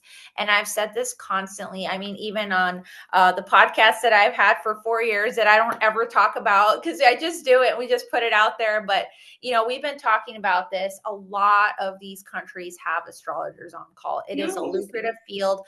They just don't really want you to know that's what they're using because then the secret will be out, right? And then like we will all like have our own astrologers, but we know that it's a lucrative science and that it does work. So See, yeah, Christina, you're right on that in one. short, Christina, in Mhm. short, any field which has fluctuation, any field which has uncertainty, that field connected people, I can give you in writing 100%, they will be a audience and they will be a buyer of astrology. Because wheresoever the faith and the fortune fluctuate, if you're gonna have a job as an accountant for the rest of your life, you believe it or you do not believe it, that's your choice, but your life is safe, right? But those people, their fortunes suddenly fluctuate. They are the ones who believe because they know they have experienced it.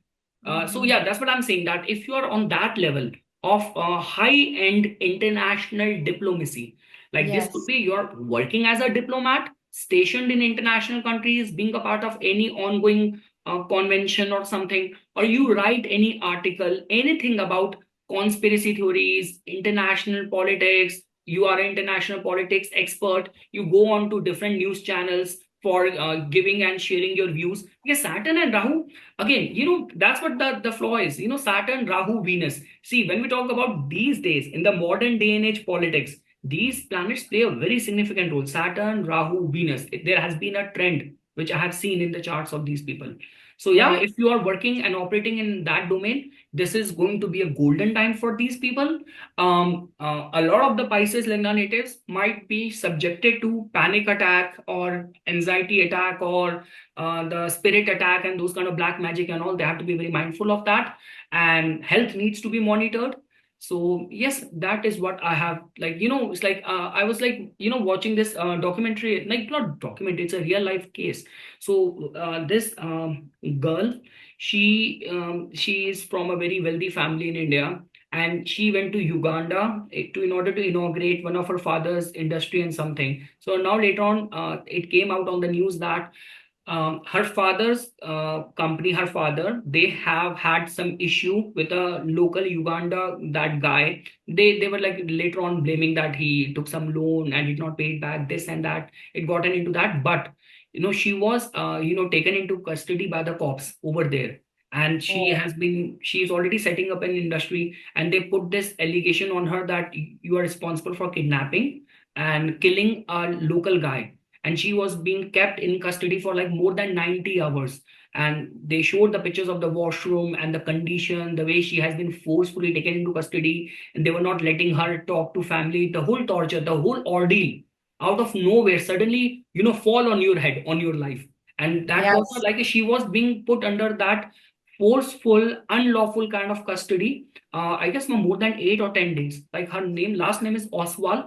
It was now, it has been all there in the media. So that's what happens. Where Saturn Rahu, there in the first house, you became subjected to that. But again, those of my dear, my lovely Pisces people who are watching it, for these kind of predictions to work exactly onto you, you need to have the similar yoga which is activated in the dasha. Otherwise, you do not have to worry that much. But yes, precaution remedies during this time will be very much advisable, and especially charities is very important. Donations is very important. Saturn Rahu, we say this thing that even in India, Saturn, we say that the donations for the Jupiter, for the Venus, for the Sun is generally given to the priest of the temple. But when we talk about the donations for the Saturn and Rahu, it is given to the homeless, cleaners, beggars, for the drug addicts. So these are the people you have to give donation to for the Saturn and Rahu. Yes, yes. So I yes, have a good remedy for this one.